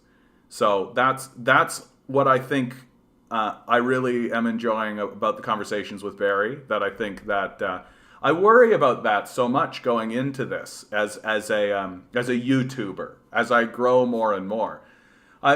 Because I feel like there are people who are in this conversation just to dunk on people, right? Just to have these like very aggressive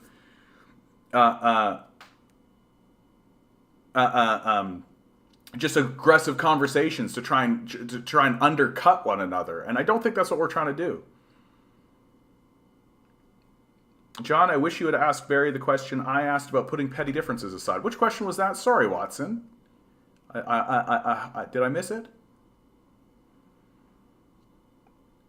Maybe it was like I'm very touchy on I don't want to bring up certain things, and I'd like to keep us focused on. Oh, shoot, you're right, Watson. This here. Oh, damn, I did want to ask that question. Shoot. Sorry, Watson. Well, next time we'll come back around, and because I thought that would have been good to hear. I remember reading that and think that's a good question. I should, damn it. Sorry, bud. That's see, I gotta get, my organization is just trash, dude. You know what? It's my assistant's fault. I'll blame them.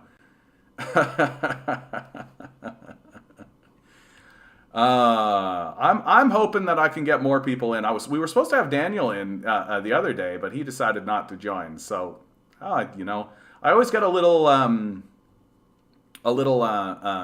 like, oh, an interview, and it's not going to be any good, or oh, well, I don't grumble, and then I have the conversations. It's wonderful. It's wonderful. It's wonderful to talk to a fellow comrade and somebody else going out there. That's right. You know what? Milo's not here, and Milo is the one that keeps track of that stuff, dude. That's right, Watson. Sorry, bud. Yeah, what Milo's gone for now. So yeah, it creates disorganization and chaos on this side for sure. One thing that I find really odd about Socialist Action Canada, you can see they've got 685 subscribers, right? That steadily building, but their view count is always very high, right? Their view count is always very high, like that. Not very high, but they've got a reasonable view count. These are their live streams, so no. But come on, get out of here. Like they've got 3.9K views on this one, 1.3K, right? Like, and I'm surprised that they don't have a higher subscriber count. So head on over here and give it a subscription. Good people are here, fighting the good fight, working hard, right? Working hard, and I feel like I'm trying to figure my own way through how to be or what to do, right? And I'm more the lone wolf off on the side sort of stuff. So we'll see if I can't get more of these people chatting about more things for sure. I mean, blockchain, cryptocurrency, a hyper-capitalist nightmare, right? Like, absolutely. All right, guys. I think we've reached the end of this one today. Good stream. I hope you all have a good weekend, man. We're going into the weekend. Get hype. SA seems very Toronto-centric. Yep, it's got chapters in all kinds of places, for sure it does. I think their strongest chapter outside of Toronto is on the East Coast, in New Brunswick. And they have fairly regular cross-country meetups and all that kind of stuff. But I think you're right that it is fairly Toronto-centric. But we're trying, man. We're trying. We're building. All right, guys. Always remember, each and every one of you is a quantum being walking around in quantum energy. The billionaire class is spending hundreds of billions of dollars in the vain attempt that you'll never realize it, so you'll stay the good little commodity they need you to be. Revolt, rebel, repent. Good luck. We're going to need it.